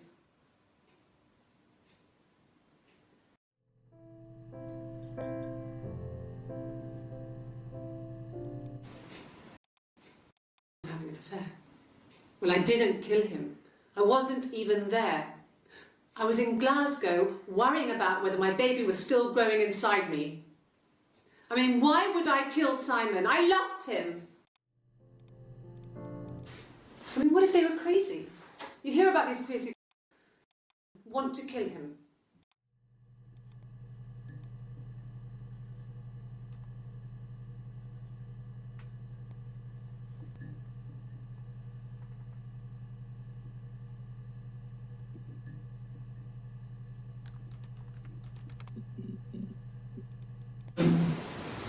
No, they were shut. Most of the windows were really hard to open anyway. They're stifling in summer. They were painted over by my dad.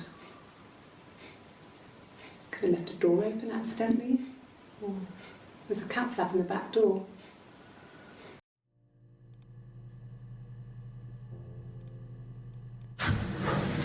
When we weren't together, we would send secret messages by tapping out a code that we'd learned from a book, the knock code. Something prisoners of war would use. We'd tap them out on radiator pipes or the attic floor.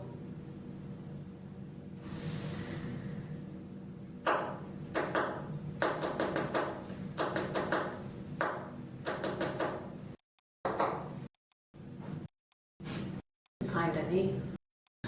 Dad thought we had mice, but they couldn't find any. Bought a cat anyway.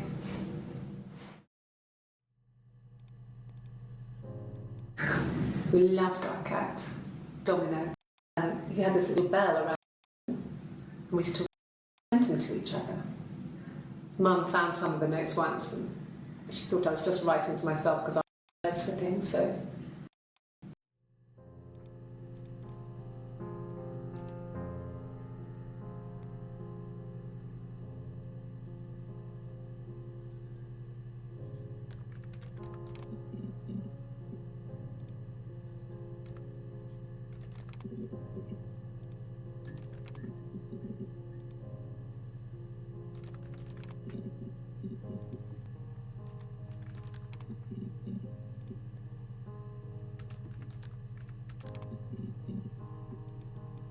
Yes, that's my birthday. Not one of the big ones, but I guess you can see that.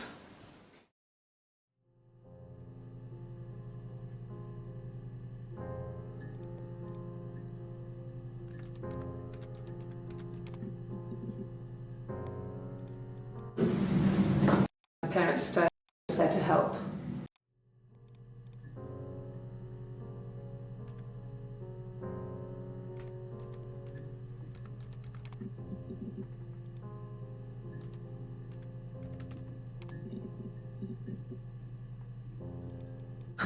Can you sit?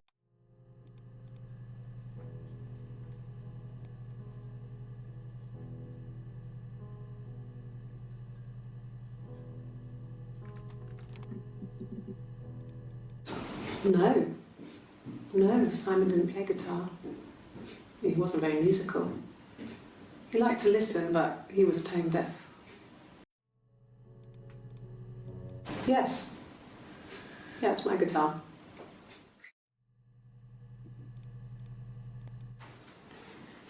You want me to play something?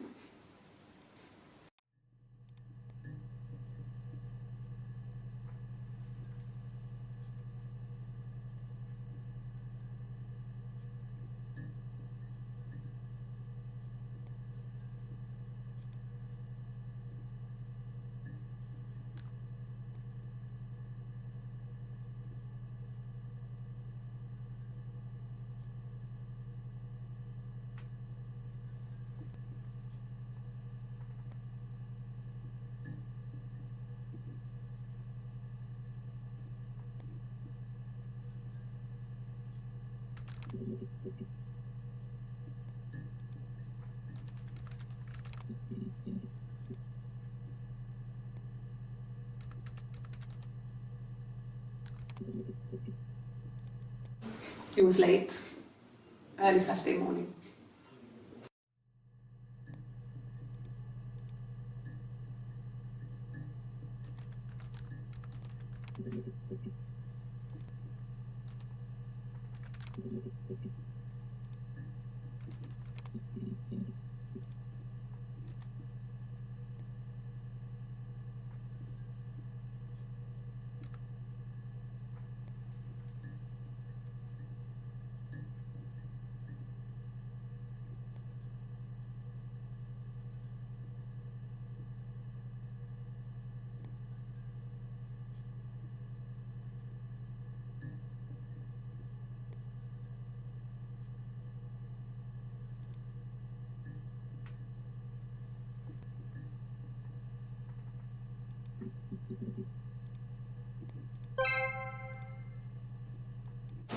Yes, possible. Just keep the baby. Just talk to him about it.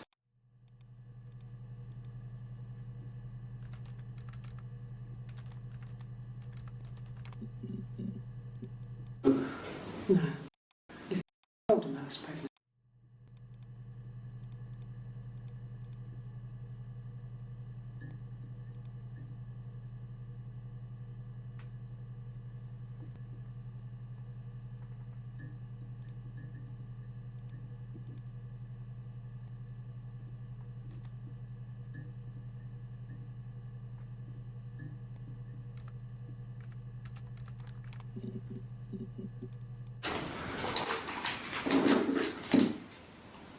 On his throat. How?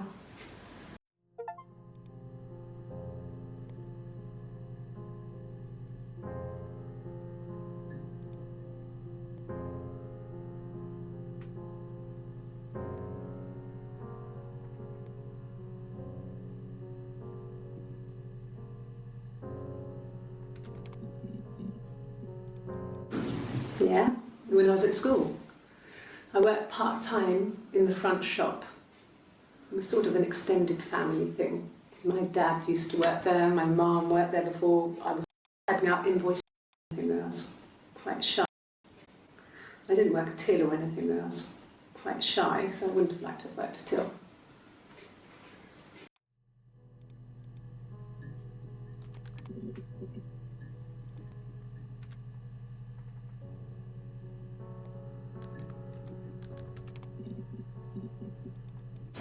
At the time they said it was poison.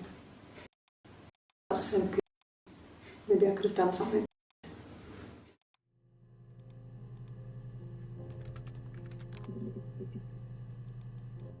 Suicide?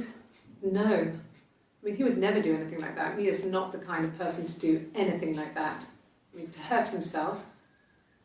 No.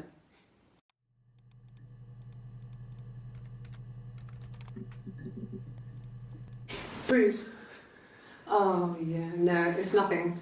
I was going through the top cupboard in my kitchen and the chair slipped and I kind of hit the door with my face.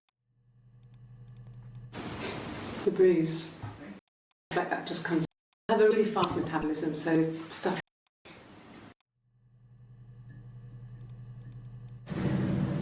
If one of us got hurt,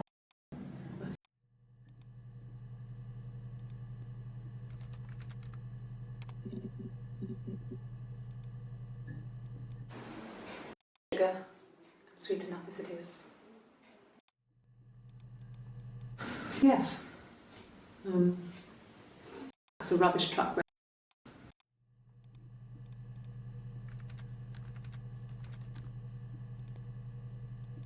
No, I've had enough coffee for today, thanks.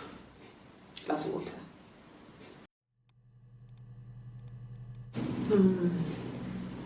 About 8 years back, with the baby, he can help.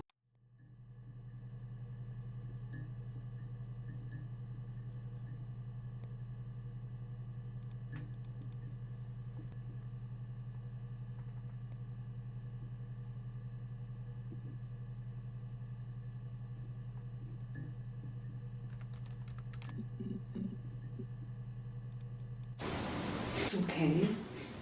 Sounds weird. I'm not great at making up stories.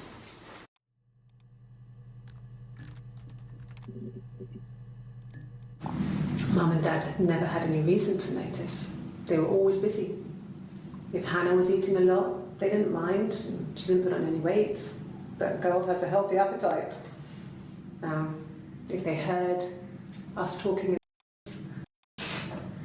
once she was already up and dressed and ready to go. Get dressed this instant! So I ducked into our bedroom. My mum was amazed.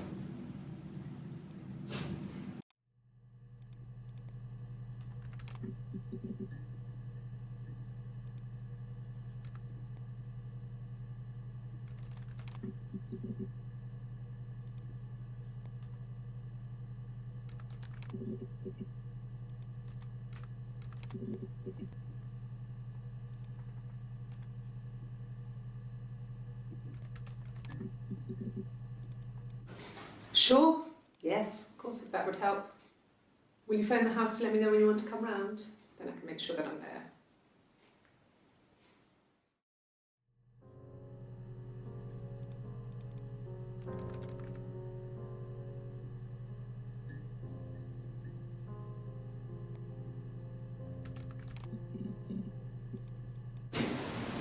Twins? Really? Are you really asking me that question?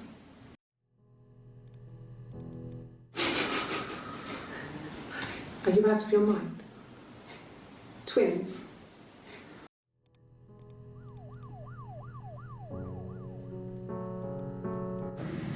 There were always princes and princesses.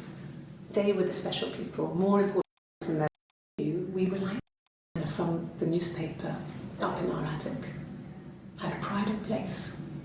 And underneath we used to put all our special things, the newspaper. We were obsessed with everything she did. And life went so bad, she just kind of drew it.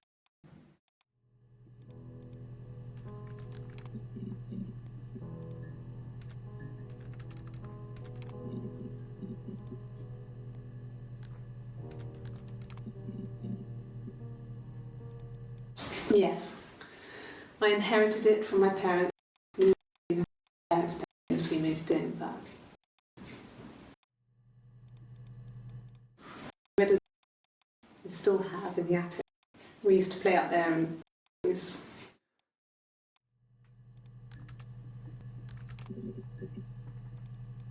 Yes, like a story. A beginning, a middle, and an end.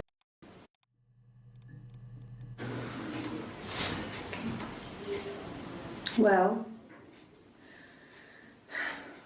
she has a knife, and he's asleep and she doesn't want to wake him because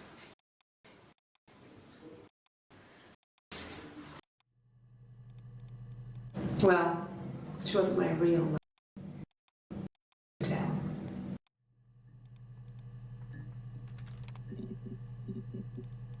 And the Glaziers. I worked there some weekends and Simon had a part-time job there too. That was Eric's generosity. Simon was quiet, more thoughtful than the other boys. Even then he had a sense of craftsmanship. Wasn't always rushing stuff. Boys that age are just running around like headless chickens most of the time. Stuff. He had a sense of quiet. Just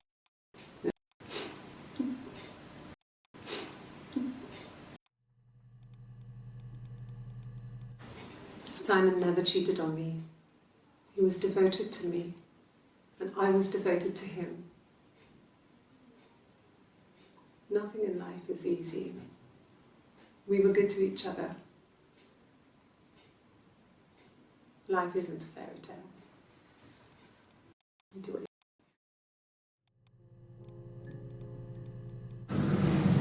stories about lost children. This.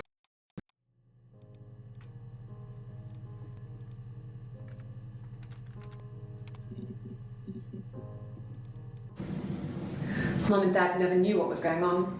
We got so good at it. We were so in sync that we'd use each other to cheat. If one of us had a hangover, the other one would go to school. Whoever was best at a subject would sit the exam. There were lots of differences between us. Some things one is better than the other at.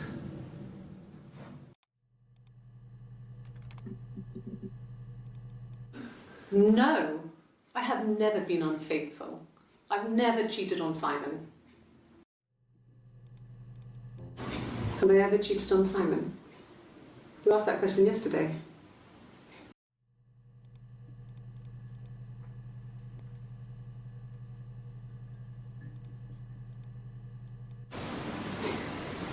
You're reaching here. I've moved from. Why? You cheated on your wife.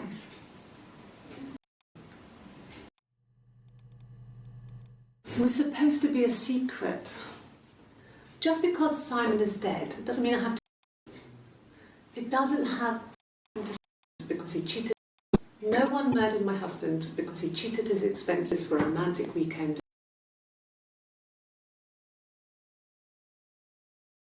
Weekend in Oxford.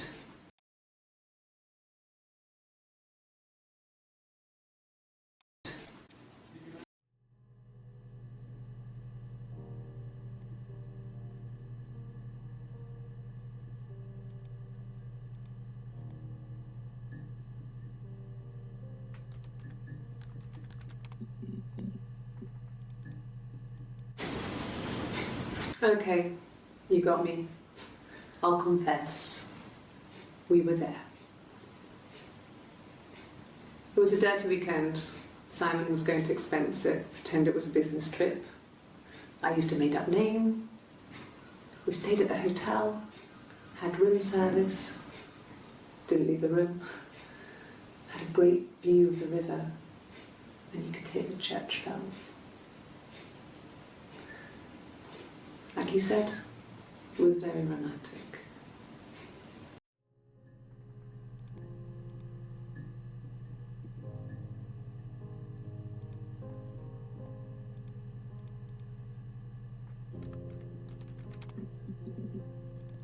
There was a conference, something to do with double glazing, in Oxford. Are you sure? What would he be doing in Oxford if there was no conference? I remember calling him. He said it was boring and he spent most of the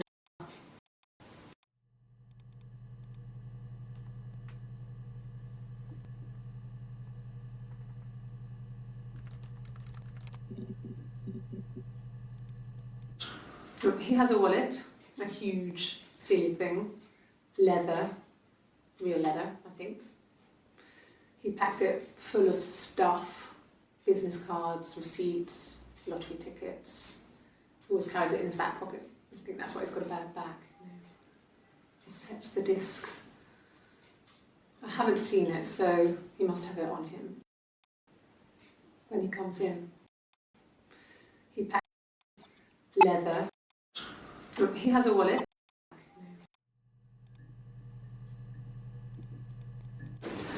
No, he was as shy as me. I asked a friend to ask him out for me. The Odeon in North End. We went to see Risky Business. Yes. And I was worried about getting chocolate on my teeth.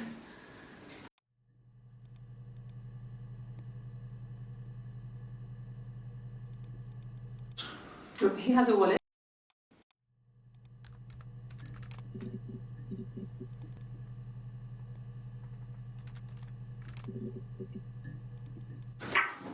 Let me see. Yes. I drove in here because I remember well I went over the river, and then there was a church there. Yeah. And I probably parked. Well, I remember seeing a street sign called Princess Street. Yeah, there it is. It must be this.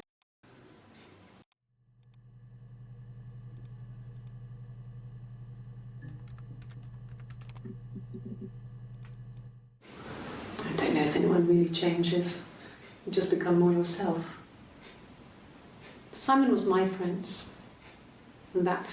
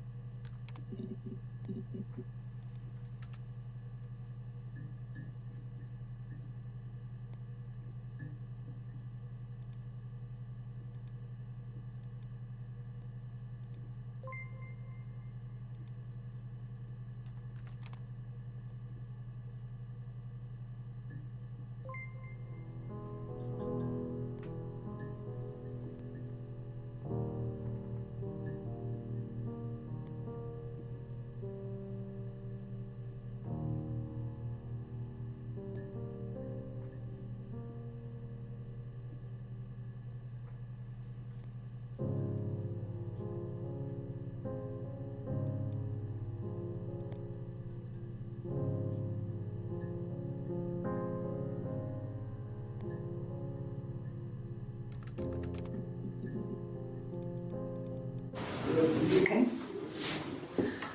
There's a girl and she's staring out of the window. She's sad. She's trapped. Let her out.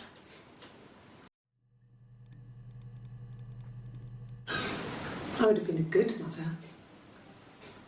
I was young, but I was away the baby. We were going to call her Sarah.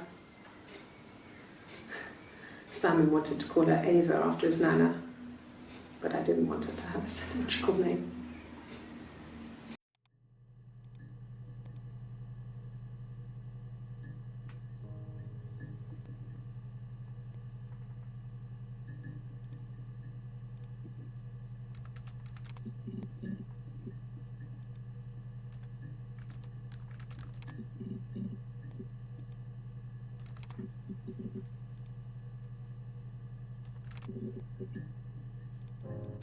Well, there you go. How many kids?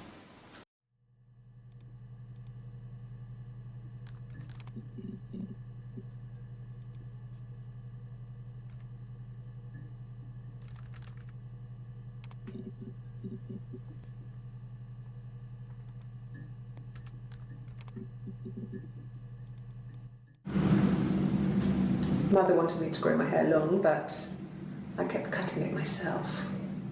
I wanted to look like my reflection. She always had short hair when she was little. Mother would hide the scissors, but I would find a way. Cut it with a bread knife, something like that. My reflection. TV was magical. I spent a lot of time reading.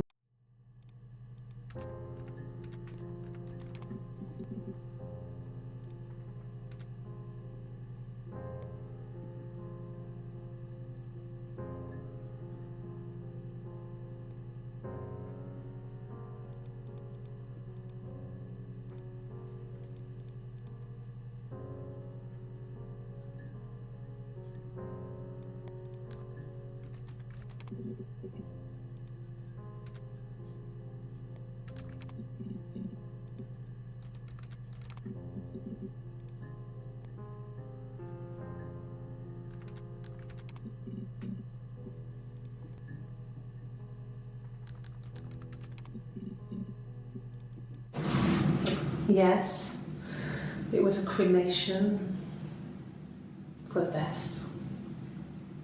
We both wore black and had to go back to the house.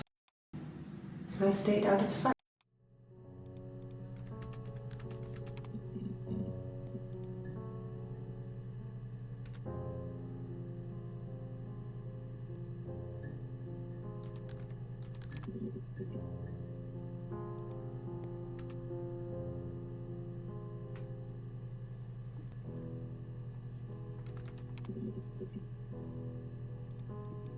No. I'm not sure what strange would be, but he hasn't been acting odd. He's been busy at work, but... What about us?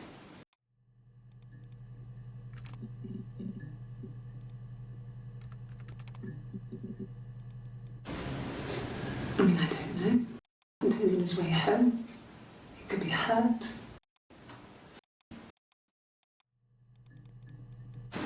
God, could be anything. But why would you let them in?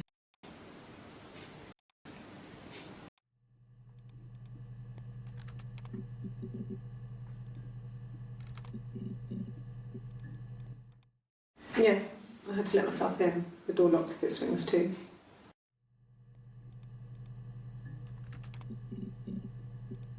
Yes, I always pull it shut and then lock the bigger lock with the key.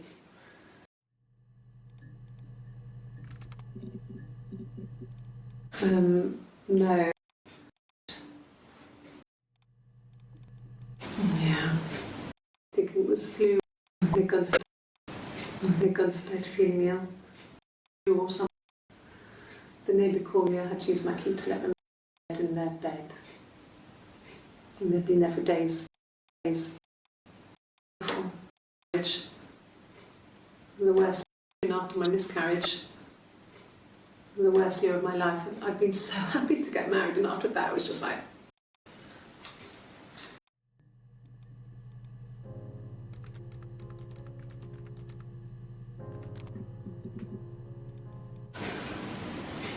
Yeah. I mean, I was infertile. Thought I was. They told me I was infertile after the miscarriage because of complications.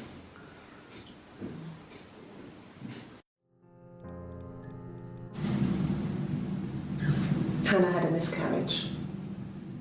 This was late in the pregnancy and it left her infertile.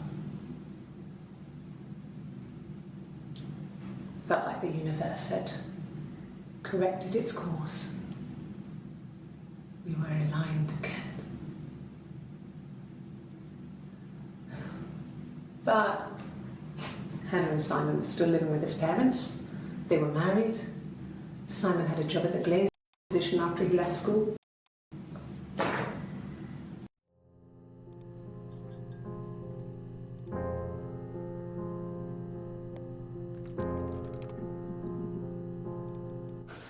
There's married couple stuff. It's stupid. No one knows how to push your button. Childhood sweethearts. Something like that.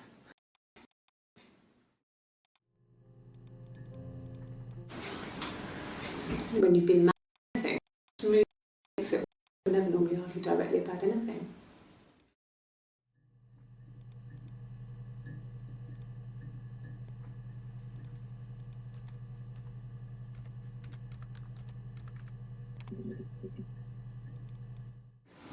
No, it's okay. The other detective has just gone to get me one.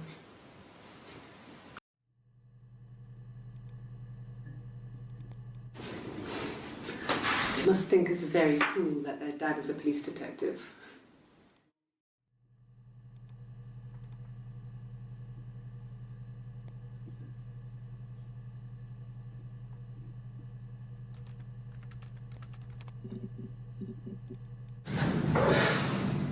I think it was that time the first time at the house, in his bed, that I got pregnant. Amazing, right? This fucking magic spur. And they say lightning doesn't strike twice. I didn't tell him. I missed 3 periods. I had pretty irregular periods anyway, but 3. I had always thought we were infertile. Both of us. I didn't tell him. Just waited. Hannah and I were meeting for our birthday, and I told her because I thought she would be happy for us both. I think she was.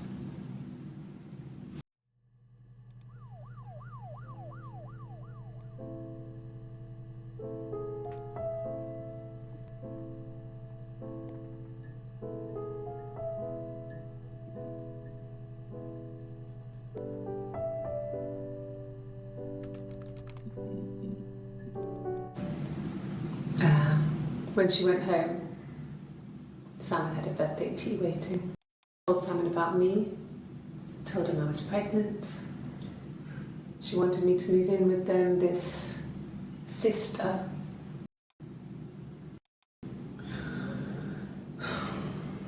The look on his face.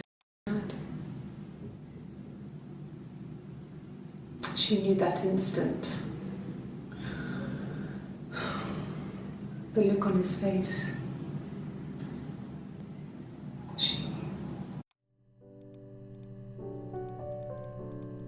She sent him out the house, kicked him out, called me up, crying, and I went round. I guess I had a feeling I could hear something was wrong in her voice, but I wasn't sure what it was. She called me sister on the phone. She never calls me that.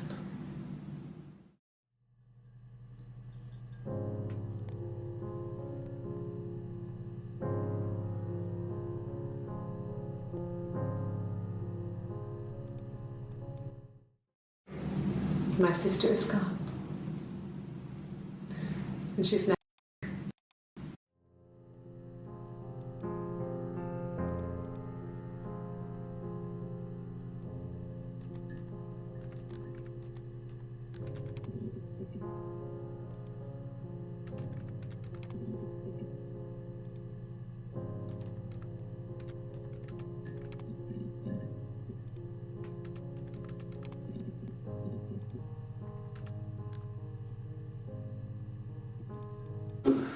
No. I told him I was pregnant.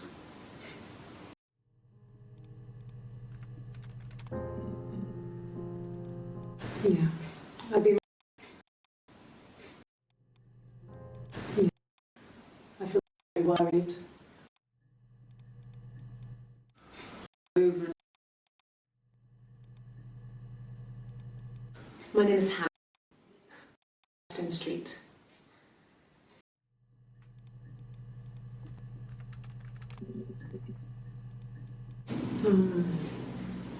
About 8 years back. I think they say you can have 1 cup. No, I had enough coffee for today, thanks. Glass of water. Black coffee, thanks. No sugar. Sweet. Yes. Coffee, payphone, and then headed back.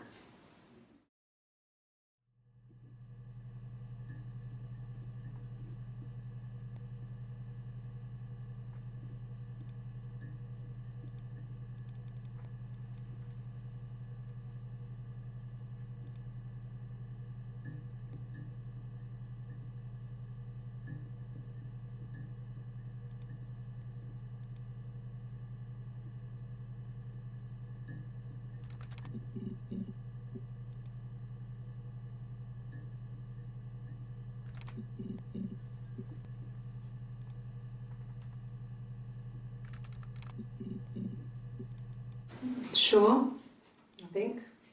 I do all the bills and paperwork and handle all the money stuff, so it should be easy for me to find. Do you want them dropped off to you?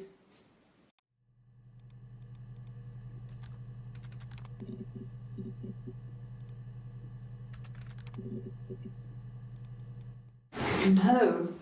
Everyone says he doesn't have much money.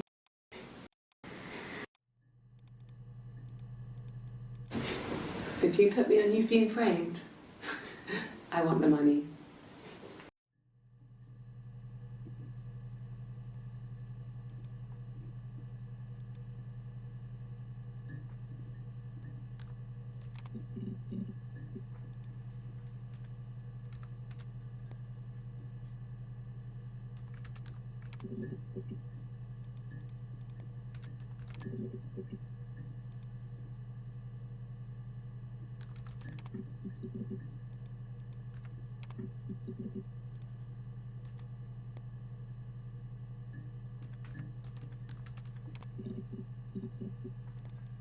Yes.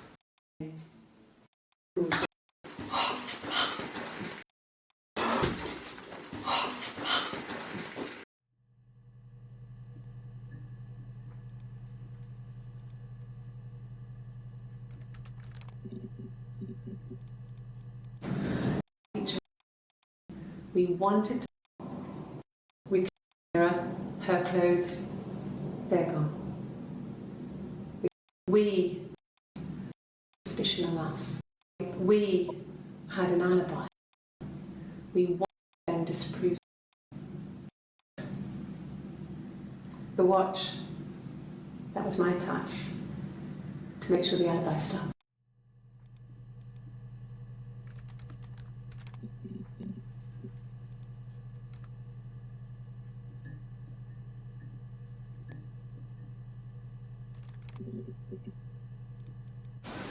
Really? You're going to ask me about my sex life? I mean, isn't that private? Are you married? How is your sex life? So, our sex life is 10 years of marriage. No! You're talking to the wrong person if you think I'm some kind of slut. If you think I'm the kind of person that would have had sex.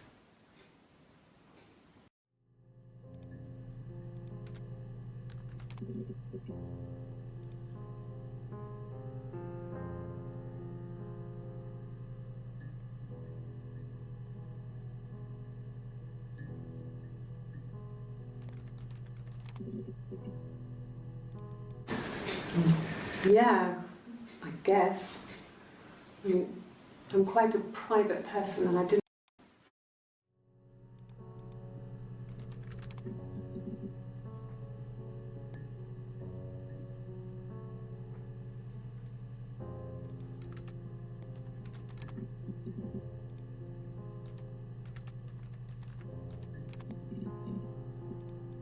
Yes. He left after the argument. It was about.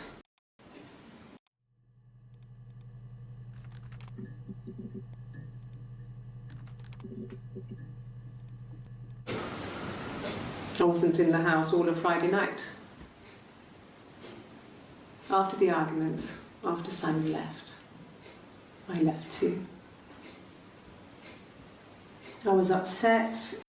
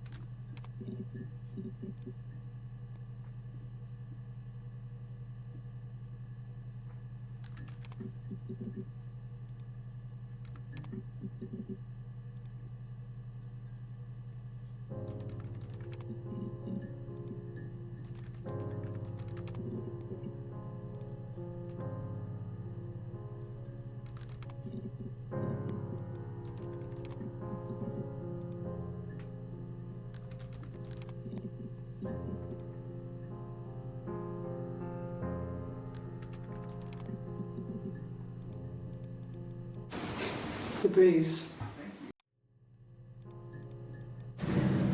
I lost my tooth first. We had to.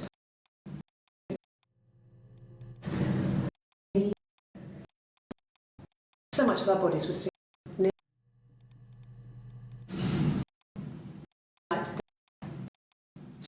Virginity.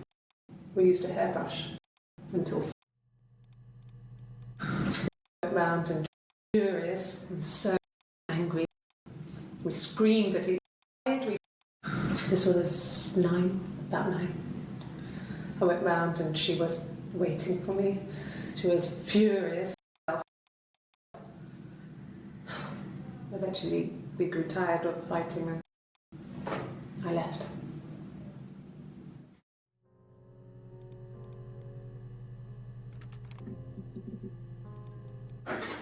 I didn't. I slept in the car. I left about 9 that night. I wasn't there.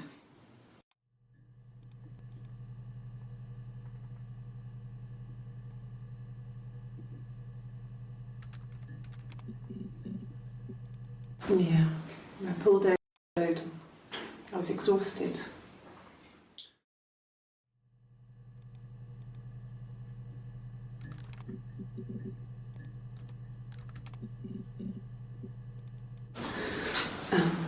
I sleep on the right side of the bed as you come in from the door. You can tell because I have 2 pillows and he just has 1.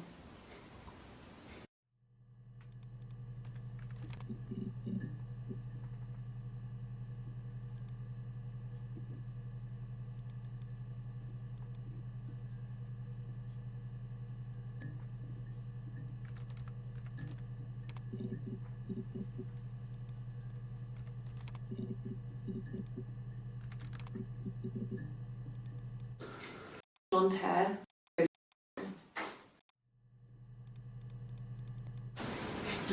She's born. She throws kind of hairs.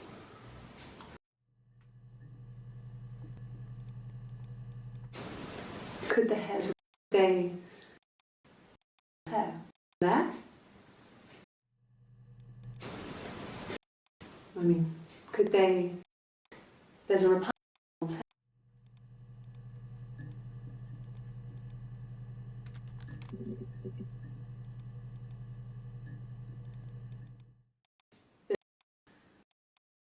No one uses it for very much. Yes, there's an Amstrad one.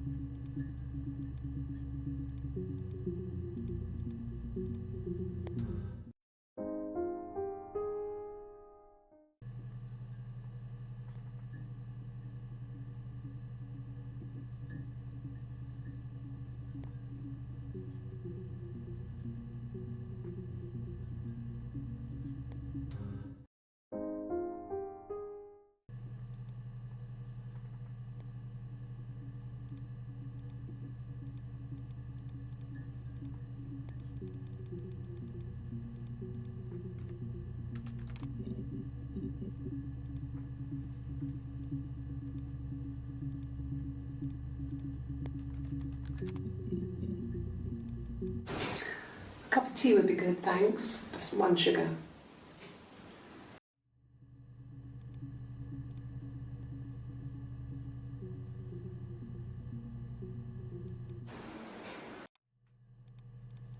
Just the 1 sugar.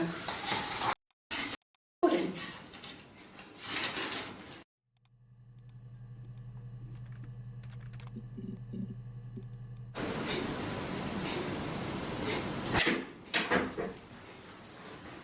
Is that camera recording?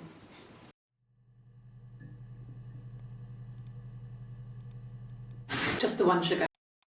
Is that camera recording?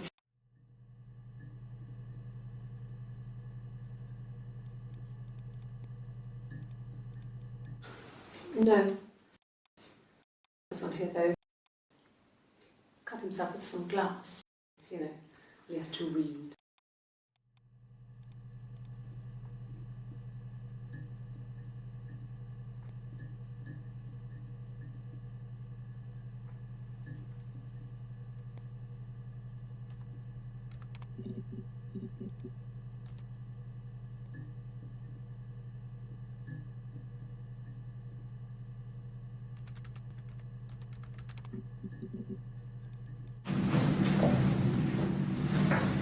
He saw me singing one of my shows, pure chance. Not sure I remember what he was even doing there. Afterwards, I had a drink at the bar and he came over and we got talking. I knew who he was. Didn't know who I was. Tattoo. Told me it was a palindrome, well, that would impress me. I enjoyed talking to him. And talk, not dreaming, a waking dream. He didn't tell me he was married. It was like he was dreaming, a waking dream.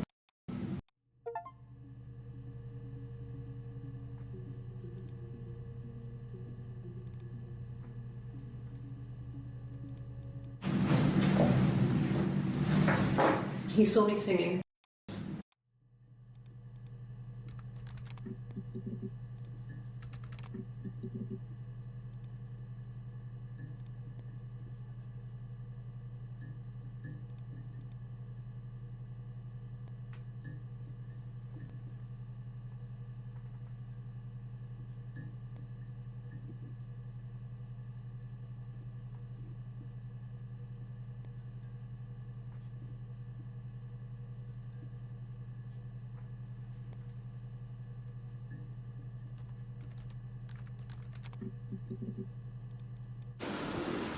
I did.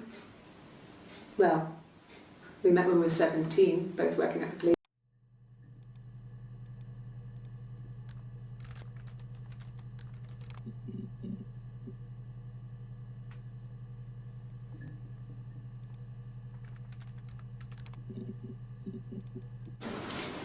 I thought it made me sound suspicious.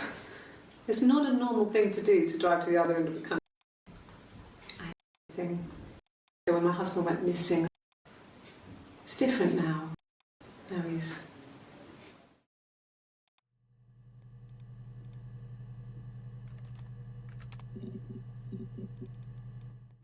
Like I said, ran out of something, had to go too fast. If you want, you can...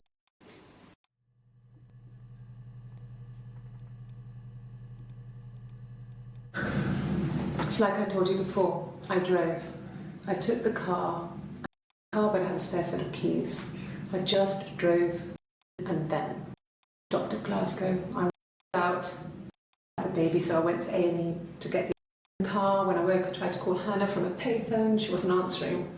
And then I decided that she was more important to me than...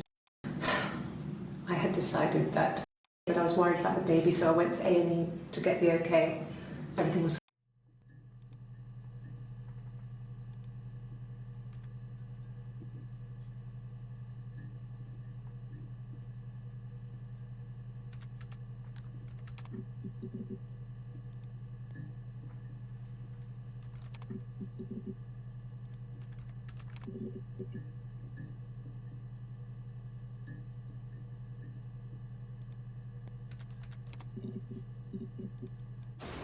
hurt someone, yes.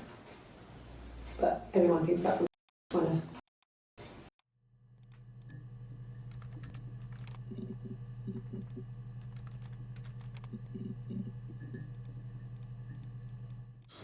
When you suspect someone of murdering their husband.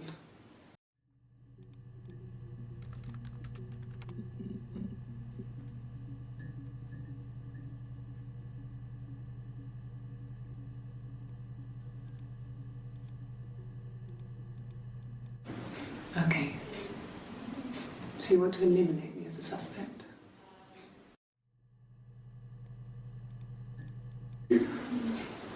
That should eliminate me as a suspect. If I was in Glasgow, can't be in two places at once. Suspect. That should eliminate me as a suspect. If I was in.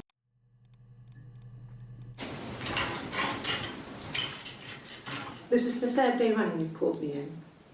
I speak to Doug and Eleanor every day. And they say you've been asking a lot of questions about me.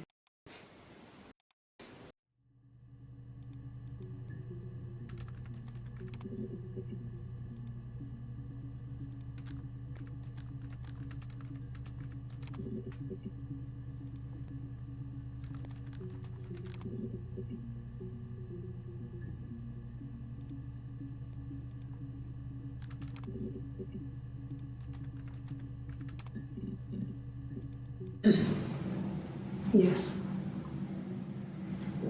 The first time we saw each other, it was strange. We both realised at the same moment. We must have seen each other before, but there was the reflection back, that waving. I knew what party hats were from books. I knew what party hats were from. It was my birthday. It must be.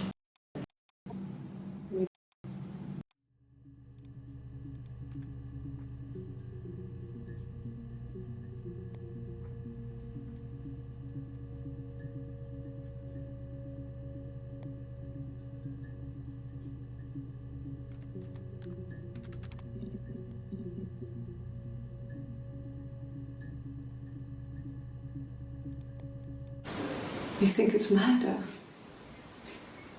I mean, clearly it's murder.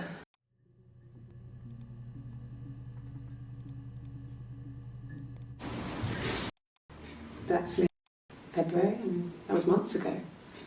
What's that got to do with Simon's murder?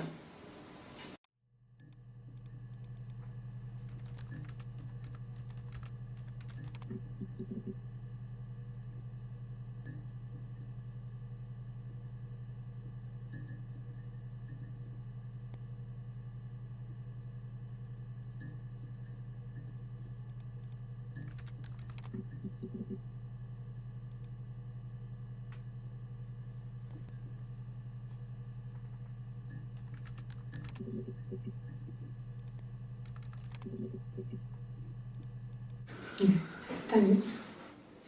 Please find Simon. I love him so much.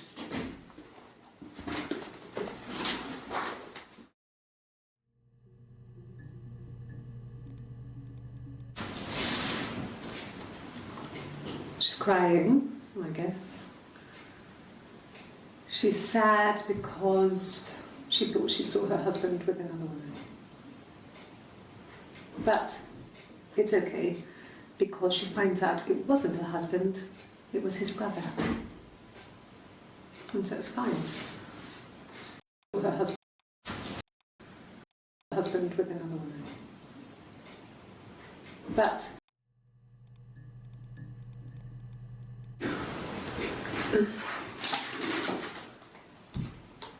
yes, this is it. It's a special one. He made it. Where did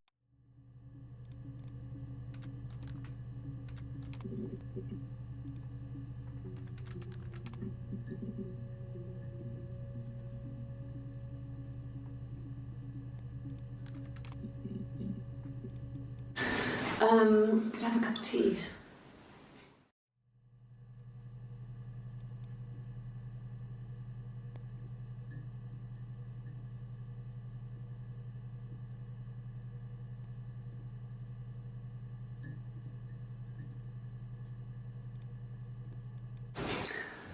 Tea would be good, thanks. Just 1 sugar.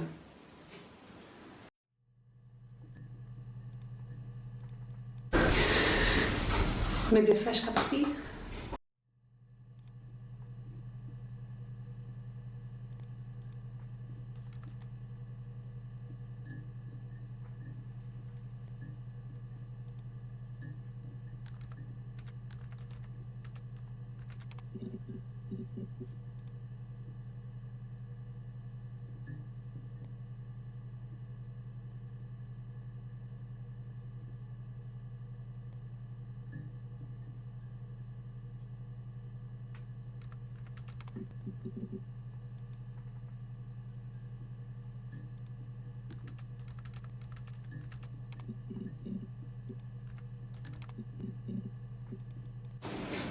Fine.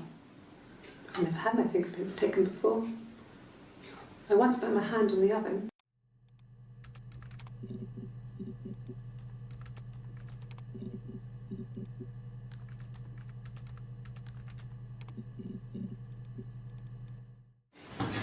Fingerprints. Yes, yeah. I would have cleaned them. I changed the sheets too. Were the fingerprints in all those places?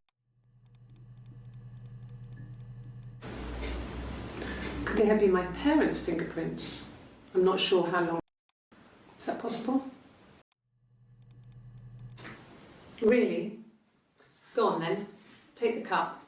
Run your fingerprints. They'll match. Fucking do it.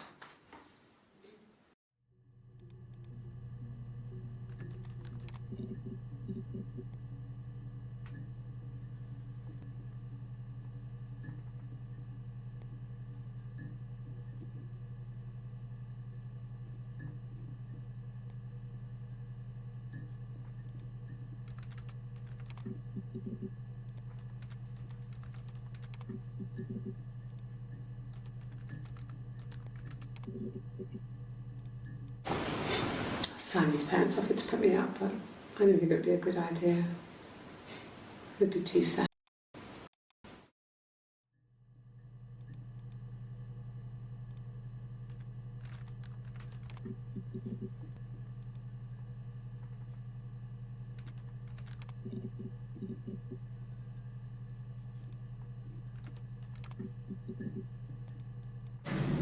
Then she told me she wanted to help more. She said I should move in with her. She would come clean with Simon about me. I was family. I couldn't have a baby in a bedsit.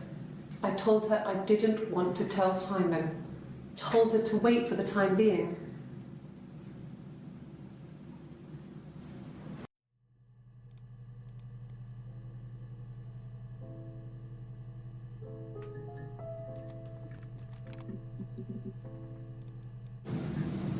So I moved out. Got a small bed sit. Got my tattoo to mark the occasion. I was singing in a bar in the evenings. So I had some money, enough money to cover my rent. And I've been doing something similar ever since. I haven't put down any roots. I don't exist.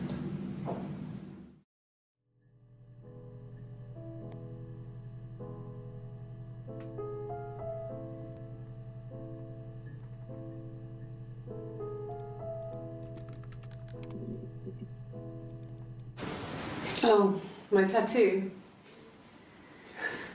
I got it to express my individuality. It's an apple and a snake.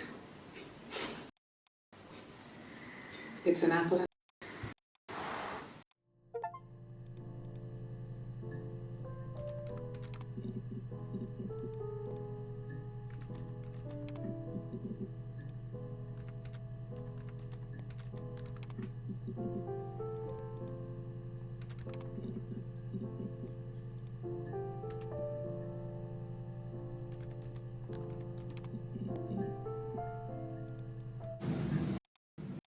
being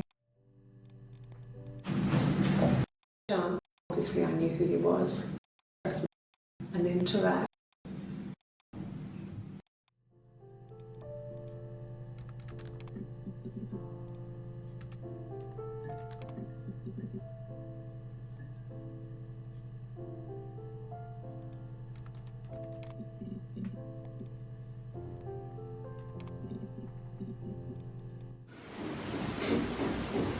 wasn't in the house.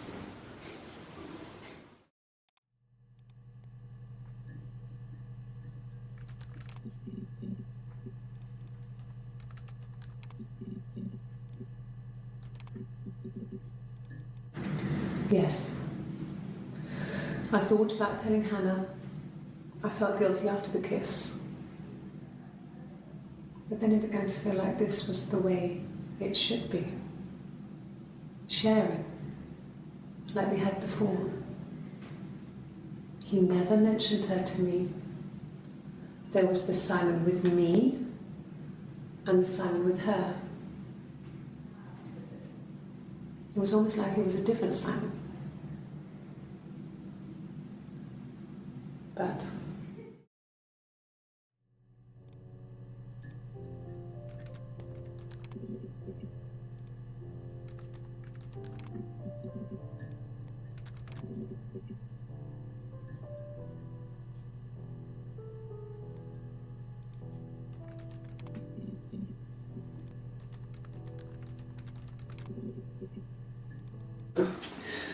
I think when I drove back it was about 8 or something.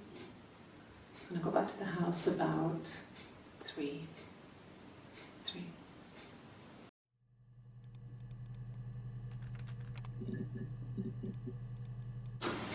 I think so.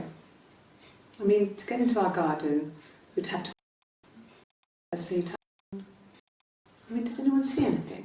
I didn't see anyone come and go, an intruder.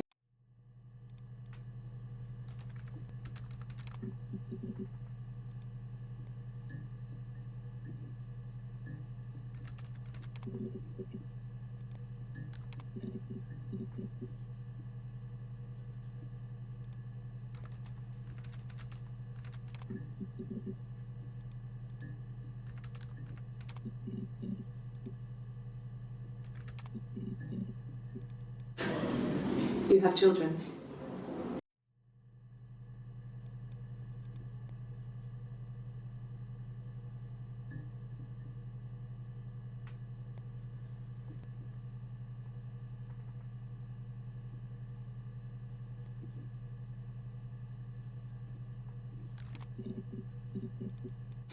Good.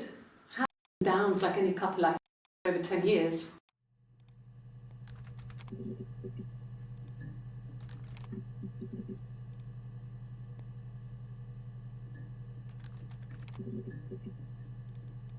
An affair. Simon wasn't having an affair.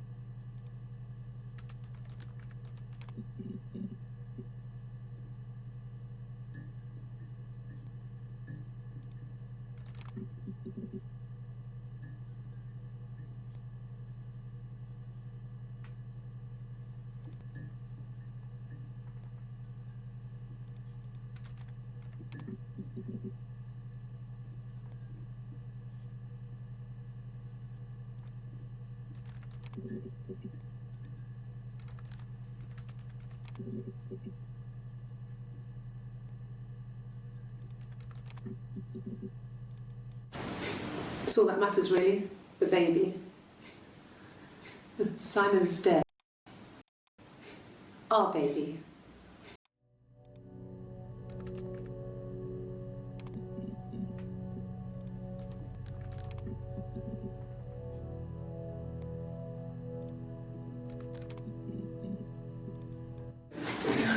No, I'm okay. Fuck.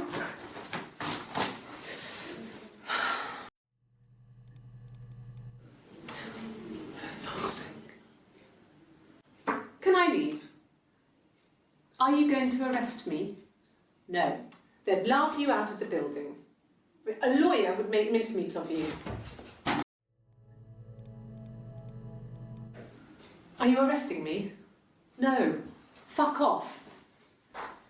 This door.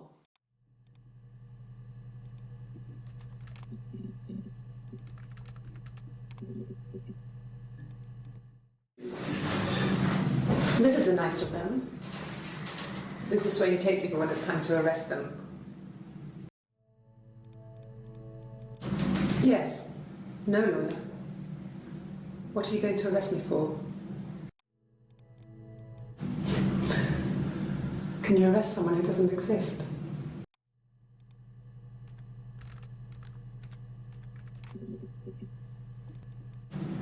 Yes, I understand my rights. No, I don't need a lawyer.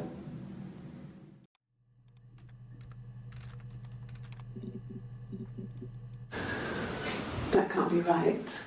In the bedroom.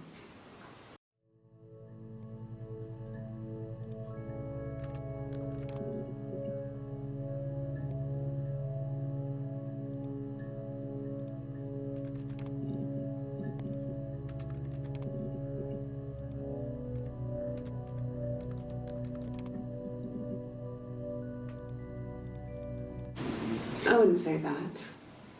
It could be passionate. It's just, it was more than that. It wasn't just sex like I had been with.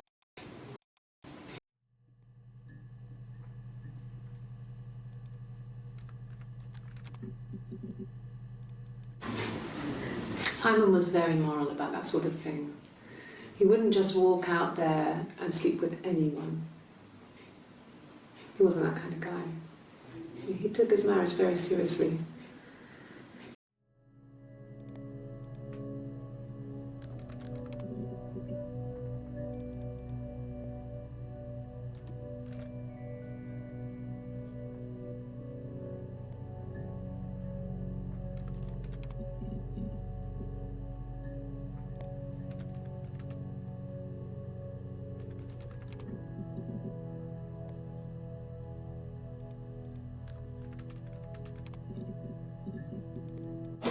Well, I don't know. I probably had to pop out and get something. That's why I was speeding.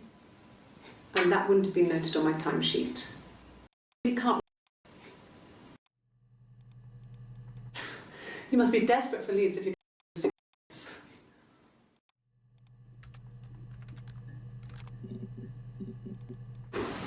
Well, I remember the telling Simon, didn't want to get.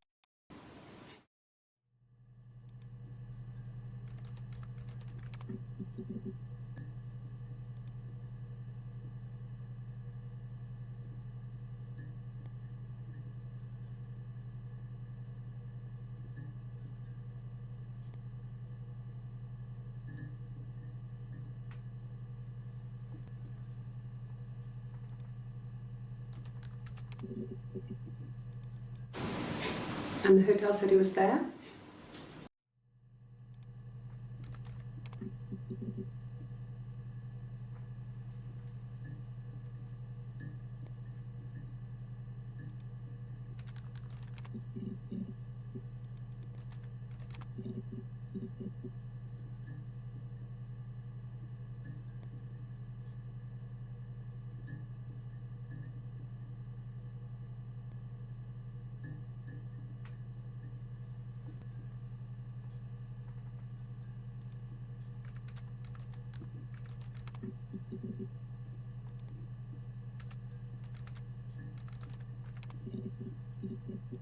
Yes.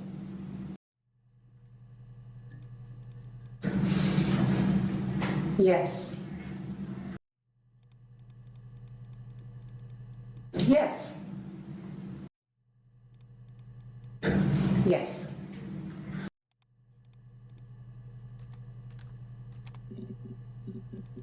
No. No.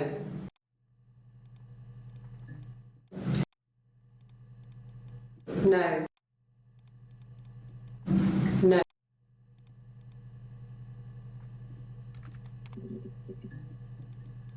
Sorry. Yeah, I get it. I get it.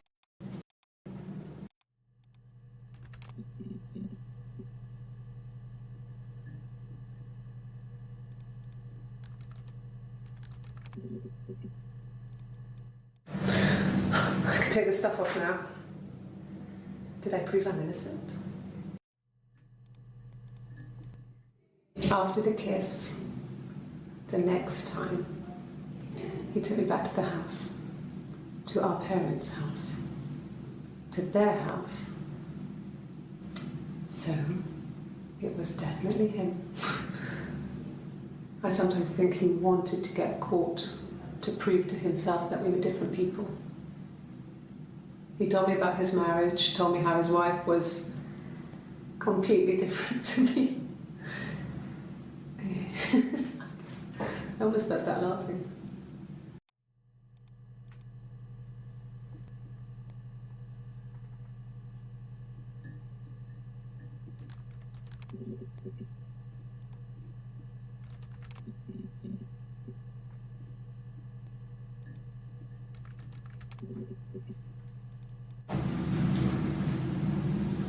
I wanted to see my reflection.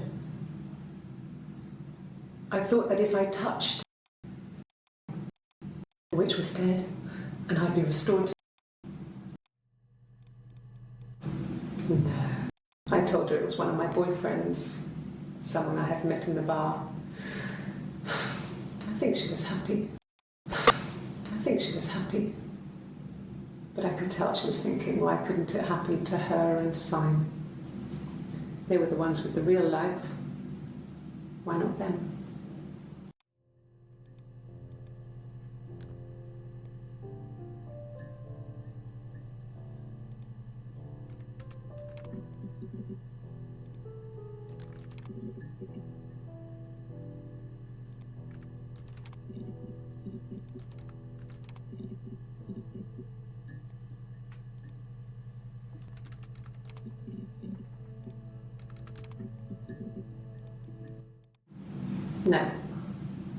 No, he wasn't wearing his wedding ring.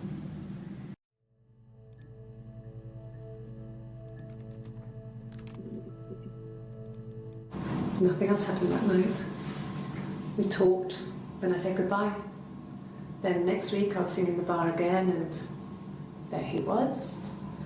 And again the next week, he offered to buy me a meal. I told them I had already eaten, and so we got chips and ate them on the beach instead. When we said goodbye, he asked me to kiss him. Romantic.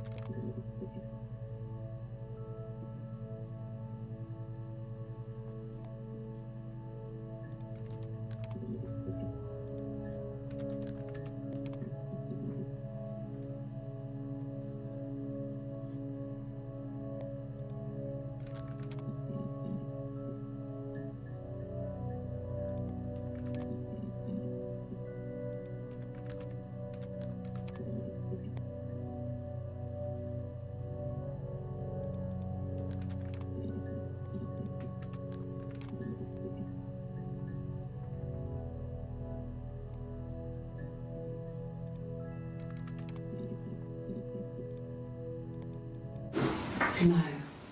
I mean, he was nice to everyone.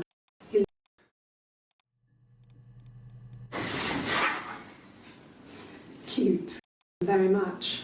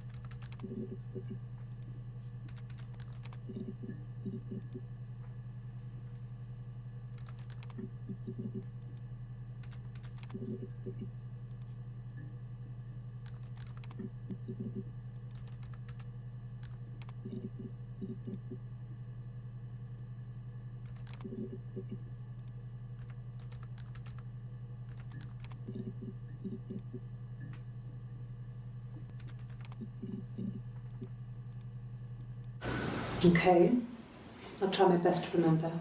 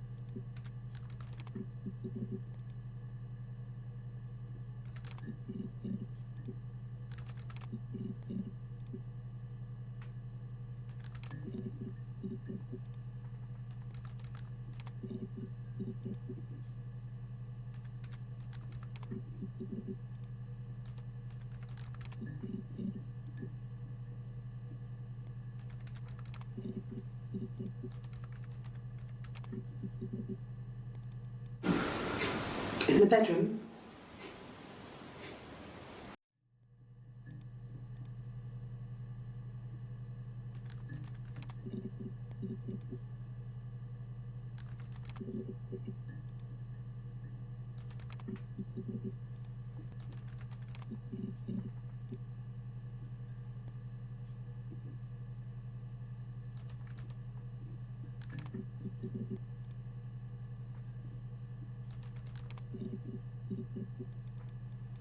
no, Simon wasn't seeing another woman.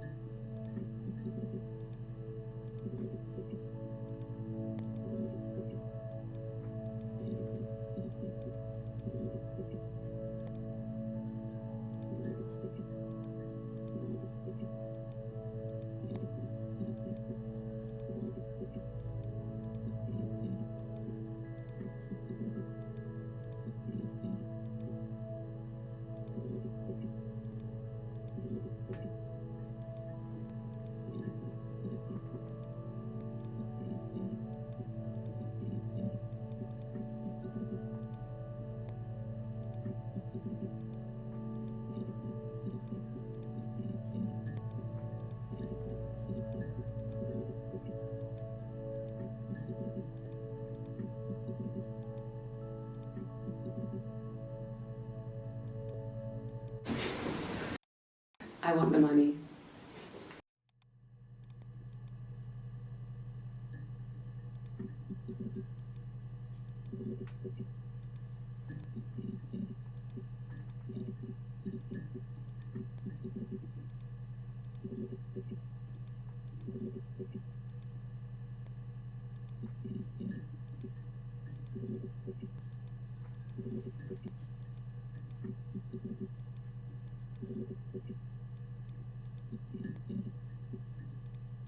No.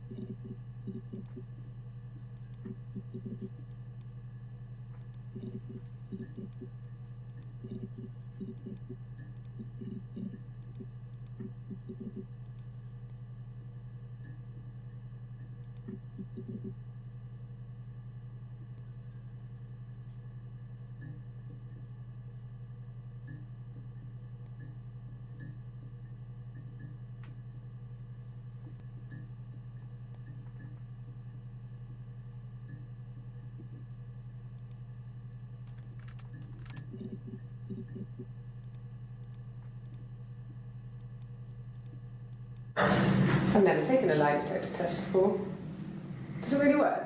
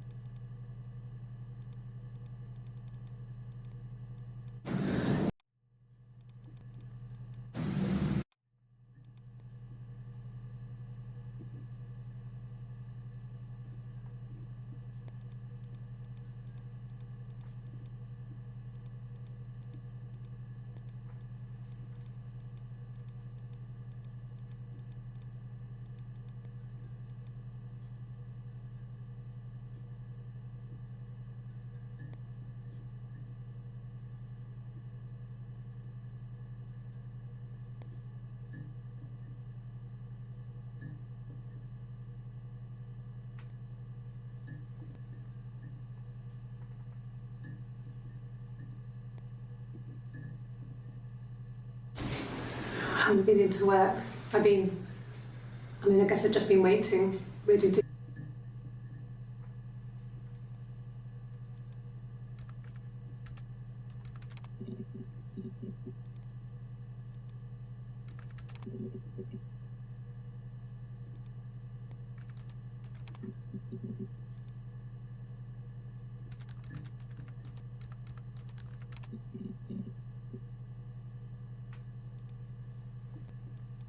Childhood sweetheart.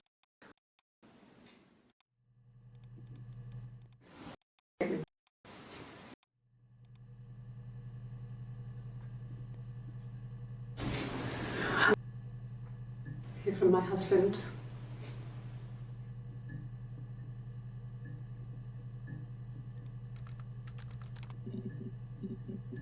I haven't been into work.